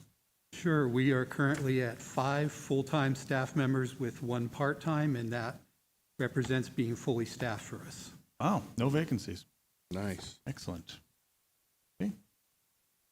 Bringing it up to the board for any questions? My only questions really, Justin, is going to be more of how are things, we relocated you 2 years ago, and I just want to know, and now we're putting in a micro village as your neighbor. But space-wise for you, how is that going for you? Is there anything that we kind of need to know with regard to any needs that you have there? I know we've been in the process of thinking about putting a shed, a workstation kind of out there for you, but is this going to be your permanent home? So I'm just kind of curious. I want to hear from you for that. Otherwise, I don't really have anything on your budget because you've stayed very consistent. And that's what I look for as variables. Oh, thank you. Yes, the storage/workshop piece is still something that we do need, and it's still certainly something that administration and the auditor are aware of and have continued to, have on their radar as well. It's not an easy lift for a department our size, so not sure how to accomplish that, to be frank with you, but it's something, we're hoping to see implemented at some point. Okay. How is the space that you're currently in satisfying your needs? Is the public readily able to access you? Is that space okay right now? Yes, the public can certainly access our office, and, once some of the construction logistics get resolved and such, there'll be more regular parking and stuff again for them, and it'll be a little more obvious where we're at. So, yeah, it's as far as it being a good workstation for staff, it's a significant improvement over where we were before. Good. Yeah. And I just want to commend building maintenance for going in there and getting that space ready. I kind of watched that process, and they did a really great job making sure that the needs were met over there. So that's my only question, except for we have $5,000 budget, but I'll let Supervisor Short ask questions. Sure. You got nothing? I've told Justin I don't have anything for him. I'm not going to lie to him now. Come up with one. All right, Supervisor Starkey, what's he going to do with $100? We got $100 left over. Now, if there's any discretionary spending left at the end of the year and the budget team comes to the board and says, there's all these wish lists, but we have this funding, is there anything that your department needs that would help streamline your services or make it easier for the public to access what they need? Nothing in that realm. We have a 25-year-old truck. I'll be looking, for some funds to replace at some point, but, we have what we need as far as facilities and space to serve the most of our public. We have some weights and measures stakeholders that need that workshop piece for us to service them, but we're pretty well covered in general. Great. Seeing nothing else, I'll open it up for public comment. Seeing none, that was easy, Justin. Thank you so much for coming. Well, thank you. And with that, we will adjourn this meeting.